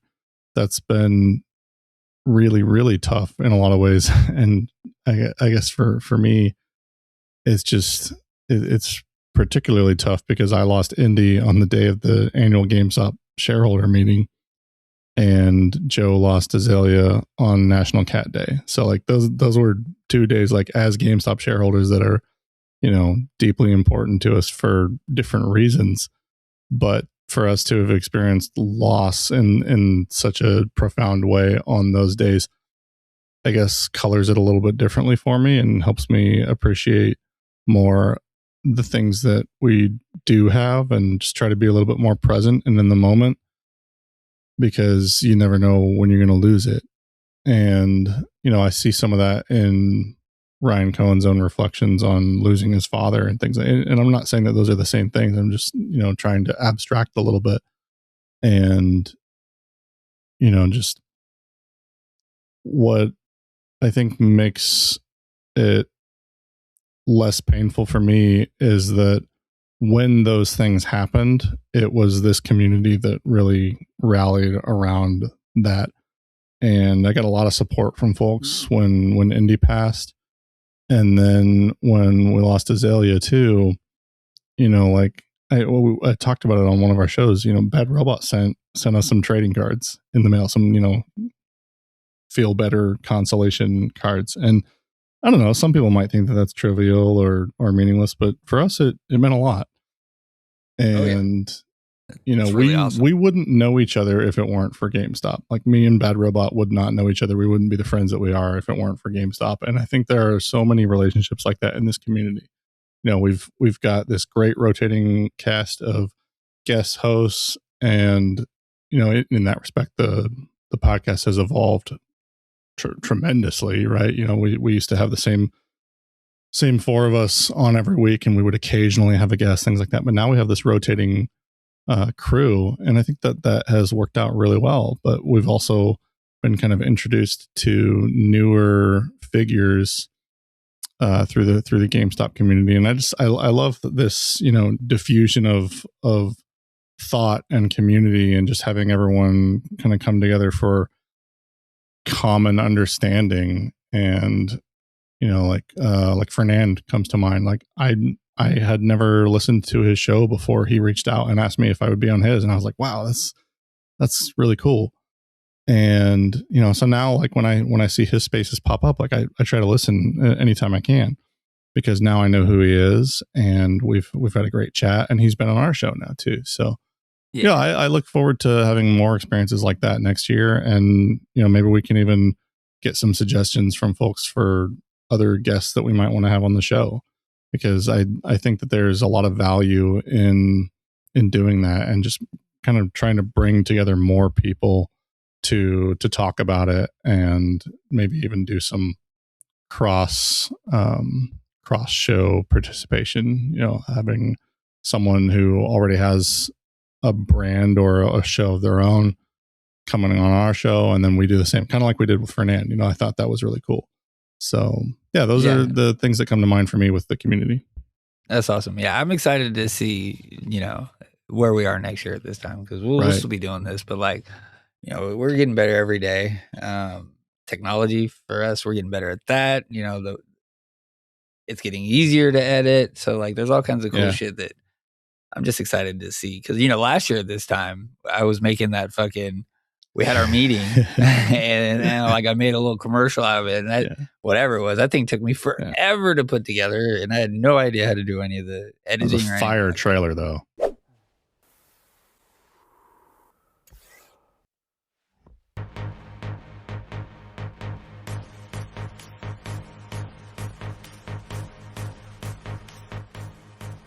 We're at a crux in the GameStop saga where things are going to be very different.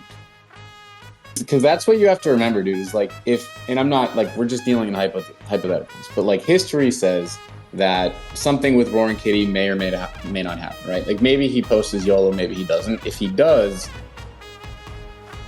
and it's 0109, Chuck. I think that's when he pulls it all the way out and shows us his YOLO.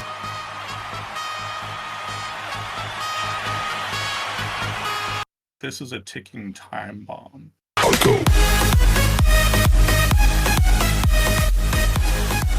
Yeah, thank you. Yeah, I'm gonna outline.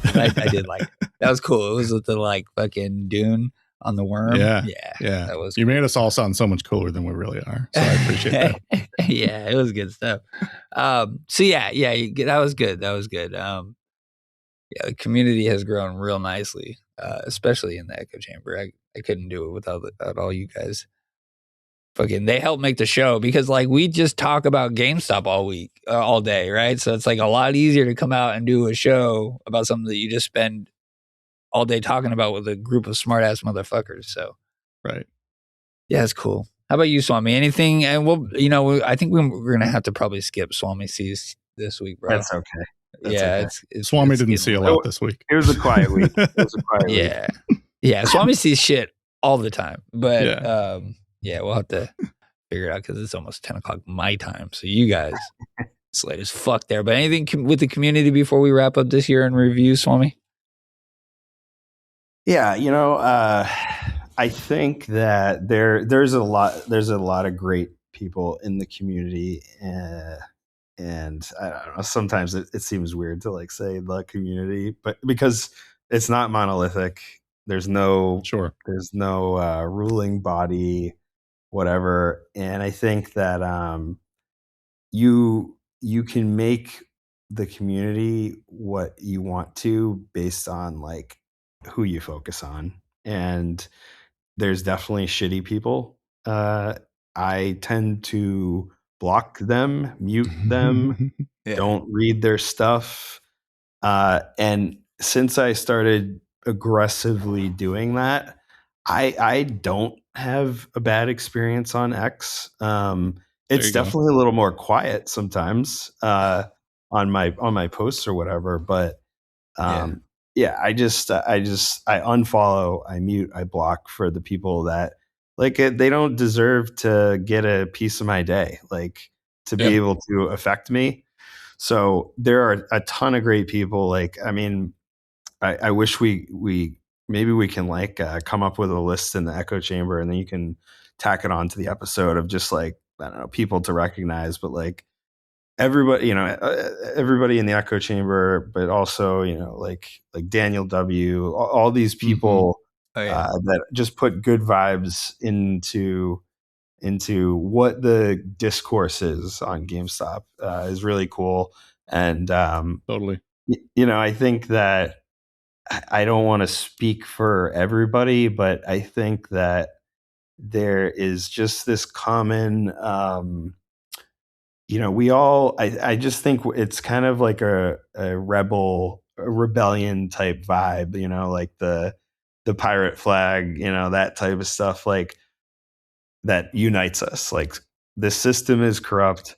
Fuck this system. We are going to beat it by just having patience and applying pressure and time. And I think like I don't know, that's at like the core of like what I think about when I see people talk about GameStop, and that's like the common kind of bond, I guess, that I feel with people, and I think it's really cool. Shared trauma. No, I'm playing. We got a little bit of that, right? Like I've been watching too much. It'll be shared victory. Yeah, I mean, there's shared victory too. It's just everyone always focuses on the fucking negative. I say, get them out of your feed, man. Yeah, I know. So like, it still happens though. Like they find ways, bro. Like, and I know you know this, but like, it's always the new accounts, no profile picture, been around. That's like an auto block for me. If you make a comment that's even 51% negative, 49% positive, and I click on your profile and we have no mutual follows, automatic block. For sure. That's good. If you show up talking shit and I don't know you, like I'm not going to give you the time of day anymore. Like that's where I am with it. Cause you're right. I don't have They don't deserve to piss me off. Like what the fuck? And it's probably just fucking Kylo with like 12 different alts, if not more, just saying the same shit. I'm not. The dude is an alt machine. Him and Han. I promise. Oh, Han might be our best listener, to be honest. Yeah. Like he's probably going to vague post about this within like 4 hours of this episode coming out. So hey, fuck Han. Or you know, it's not Han, it's Hans, because he's based out of Europe. Yeah. Because he's a fucking fraud. Hi, Hans. Yeah. Fuck Han. Yeah, that's good. We got some good sound bites out of this year too from the community. Yeah. We got the bloody wanker. Sorry, Reese. Bloody wanker. Bloody wankered a lot last week. All right. Yeah, so that's good. You guys remember how I said that I swear my wife has pulled more chase cards than I have? Yeah.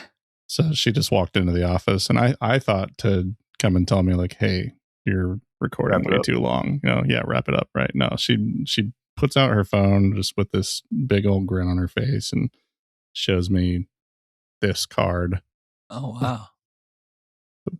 PSA 10 Japanese tag team Blastoise and Piplup GX. Nice. Yeah, Congrats. She just pulled another chase card. Nice. I got a bunch of $10 ones recently. It might not have said chase card, but based on the value, it's a chase card. Good job. Yeah. That's awesome. A monster. I'm gonna send you guys money to pull. Send her money to pull power packs for me. That'll be the way to do it. But then it doesn't count, right? Like you gotta believe that it's hers, and it's a whole thing. So. Yeah, the way she's able to pull it off is she just rarely pulls. Like she does these periodic pulls, and she just happens to time them perfectly. Like she doesn't sit around all day pulling power packs. Yeah, that's probably the way. That's the trick. Community wise for us, the Echo Chamber, we got one new addition, Simple Man. Welcome. I know Simple Man under a different name, but I won't share it just because I don't know if he wants it out there. So, good dude, good OG GME guy though. I will say that. No one is ranked out, but we got a lot of people about to get to the 20s. I think I hit level 54 this week. You are, but I mean, like it's not an increase in a rank. Yeah. Yeah. You're at the forefront of the ranks. There's nothing left. Yeah. No, not till we make one, and it'll be behind you. Like the next one will be a 50. So, we got to get some people. You Swami. There's not many people in the 50s. Who else is there? Arcane's there, I think. Nope. He's at 49. Oh, so he's almost there. All right. Watchtower. He's like. Oh yeah, yeah. He opened the place with us. He likes to talk. No, I'm joking. Yeah, Arcane's at 49. We got a lot of people because we had some people leave. There was a good period of time where we just we're sending people out because of anger or whatever. So we had a little gap, of people leveling up. But we've gotten a lot of new folks. Not a lot for us, like 10. New folks in the last couple months, and they're all getting close to getting a cool little color on their name and a little badge and shit. So that's good. That I love that for some fucking reason. It makes me so happy to give someone a badge and rank them up. But we'll see who it is.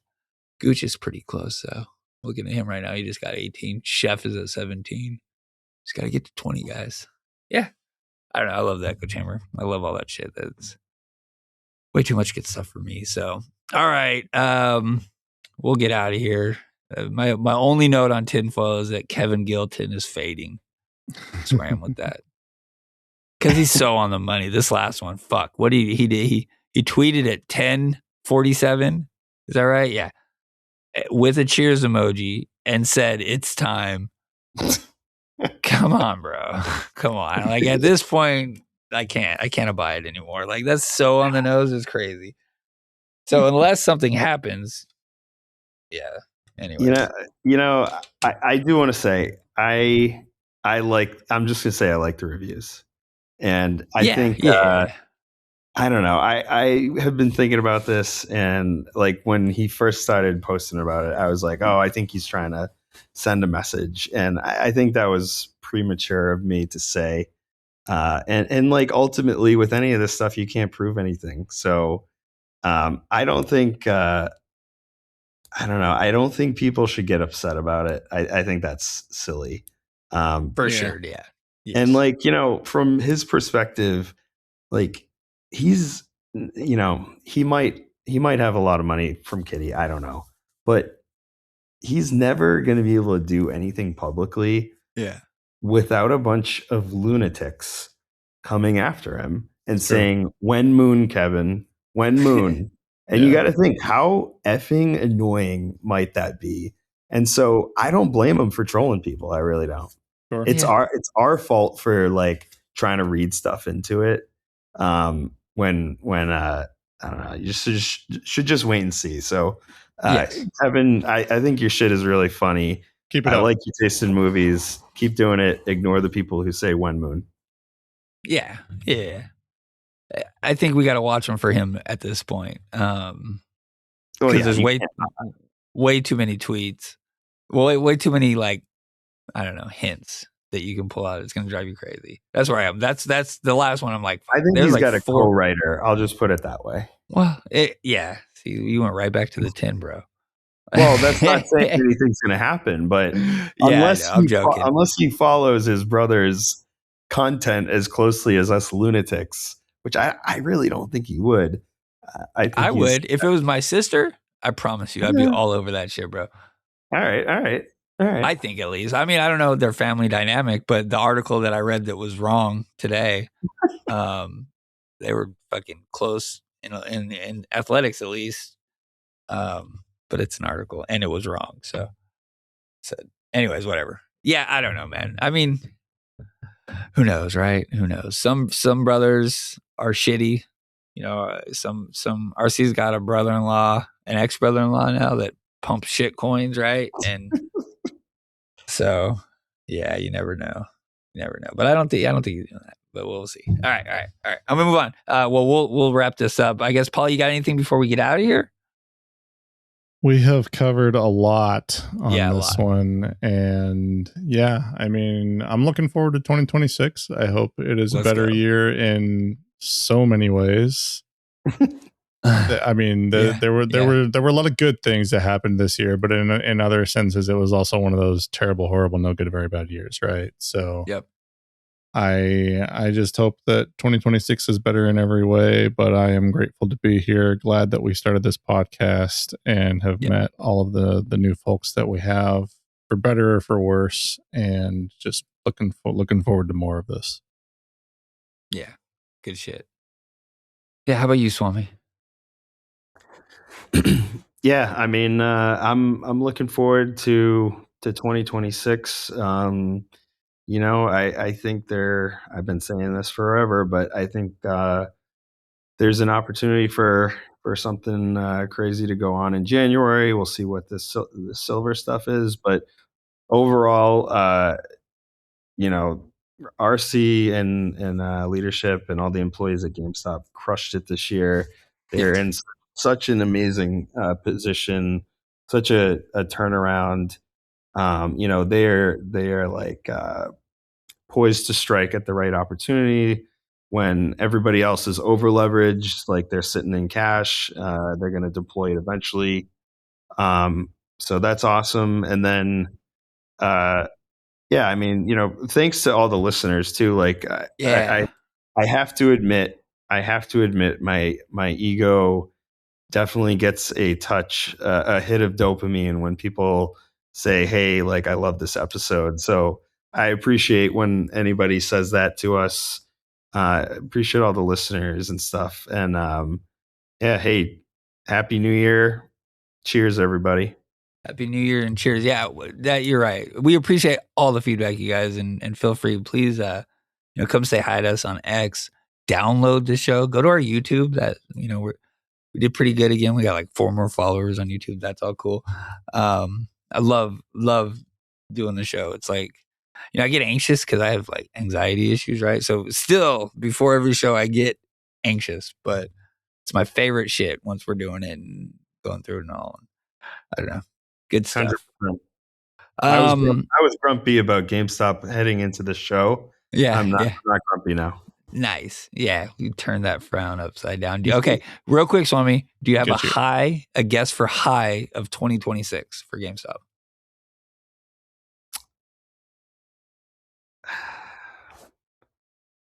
I know it's on the spot. $174.69. Okay, that's a good one. Paulie, do you got a high? I was going to say 741. Oh shit! All right, we'll take it. I was going to say like 50 something. Hey, you get that bear out of here. Get the fuck out of here. Yeah. So high. Let's see. Well, 80, right? 2024's high was 80. Exactly. No, I guess market high 64.83 was the high of 2024. Pre-market high was 80. Yeah, high of 2025 was 35.81, and our low was 19.93. So I'm gonna say $69. That'll be our high of the year, and our low. Yeah, I would definitely take that, especially if we get there. Anyway, we get there, but if we get there quick, woo, that'd be fun. I would say our low is going to be 1993. We double bottom there and go. If I have a second low, it'd be the kitty gap. How about you, Swami? You got a low of the year? I think the low is going to be 1801. Okay, 1801. How about you, Paul? You got a low? Those are both pretty good. And if I had to go back and look at a candidate for a launch point, it's probably, I don't want to see it go this low, but 1776. Yeah, the kitty gap. I do like that number, Paulie. Yeah, right? It's a good number. American flag. Yeah, man. We could bounce off that. Fireworks.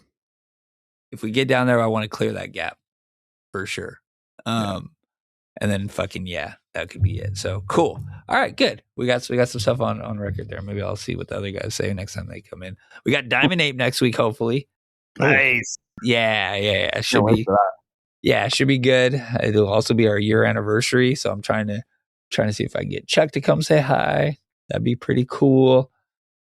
He probably won't though. And Echo, I need Echo. He should. I've asked him. I gave him some time too. So everyone can now pressure him into doing it. Yeah, hit him up. Let him know. Chuck, just come say hi, bro. Yeah. He's the only he has access to all of the channels for the pod that he could just show up right now. He could pop in. Yeah, probably one of the only ones that could do that. No pants required. Yeah. So, all right, guys. Thank you for coming out. thank you, Swami. Thank you, Paulie. Thank you, Echo Chamber. Thank you, GameStop community, for the year that we had. Thank you, Ryan Cohen. I don't know. Have you said thank you today? All right, guys. Have a great one. Bye. Let's fucking go. Thank your chairman today. Yeah, let's fucking go. Yeah. Happy New Year and cheers. And so let's say you bond or whatever, it doesn't matter. You're tracking the story. And then when the stock does nothing like this, look at this. This was June, okay? Nothing. Up a little bit, nothing. Down a little bit, nothing. Up a little bit, nothing. Down a little bit, nothing. Up a little bit, nothing. Down a little bit, nothing. Up a little bit, nothing. Down a little bit, nothing. Some people might look at that and they go, that sucks. You know what I think? Incredible. If you're dialed into it, those could be potential opportunities because you can add. And you add, if only for the passage of time. Just the passage of time. You might go there, what was the reason for adding? Was there inside of mind? Whatever. Nope. Time passed. That's all. 3 months passed. Boom. Done. I'm telling you, that's a good enough reason to potentially add. If you feel that you are right, and your thesis is dialed into reality, and nothing happens with the stock, who gives a shit? Who gives a shit? Nothing. Who gives a shit? Nothing. Who gives a shit?